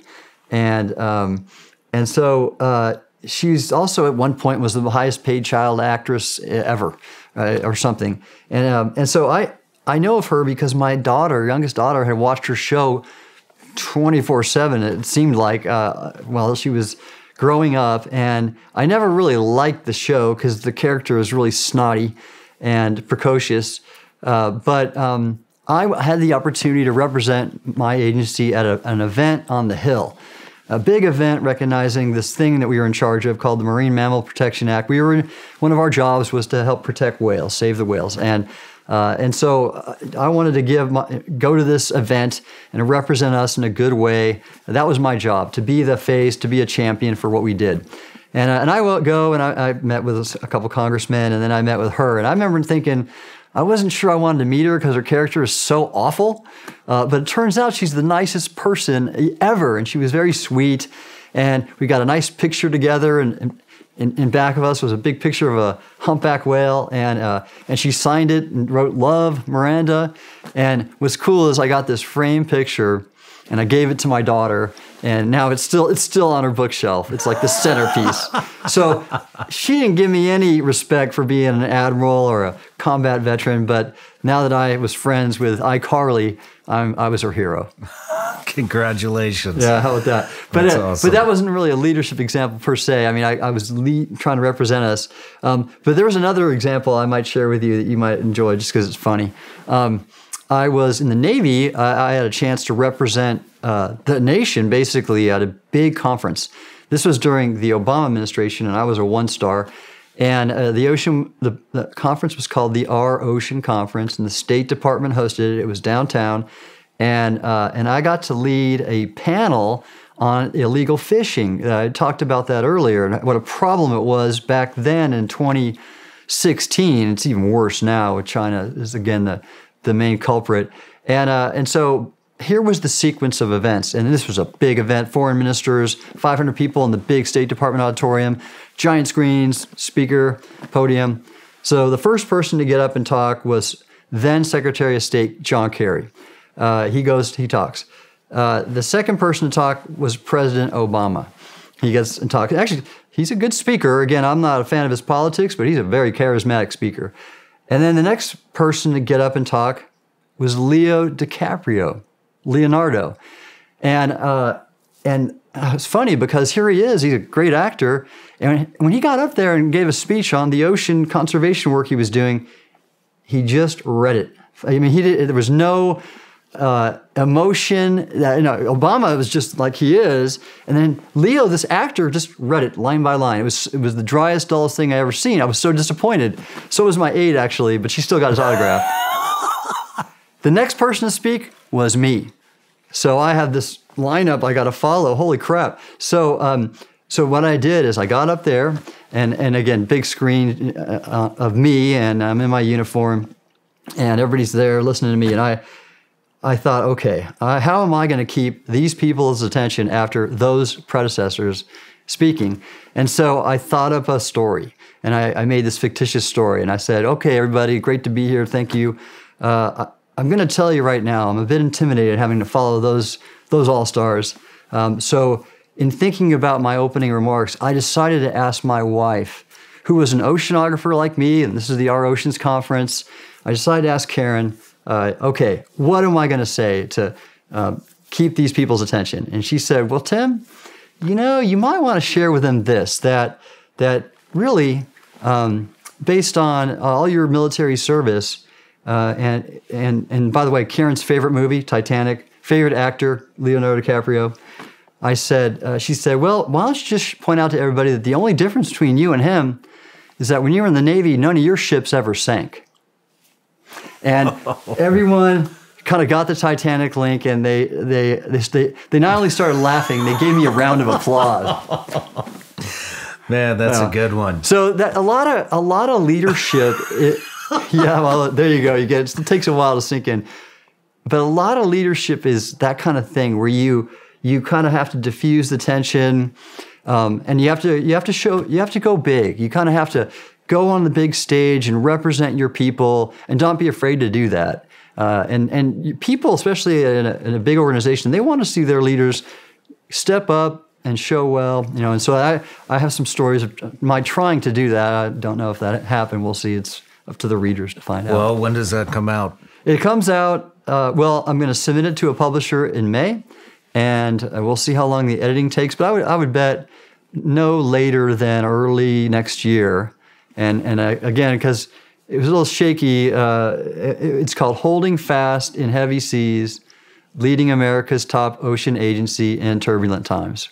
We'll see where it goes. Well, I can't wait to get a copy of that, and I want to wish you the best of luck. And when that does come out, maybe we'll reconnect again. Hey, I'm up for a part 2 or 3 or what have you. Perfect. Thank you, Sean. Well, Tim, I really appreciate your time today and coming and having this conversation with us about UAPs and underwater stuff, and always, it's just always fascinating stuff to talk about. And I really appreciate it. Wish you the best of luck. Thank you, Sean. It's great to be here.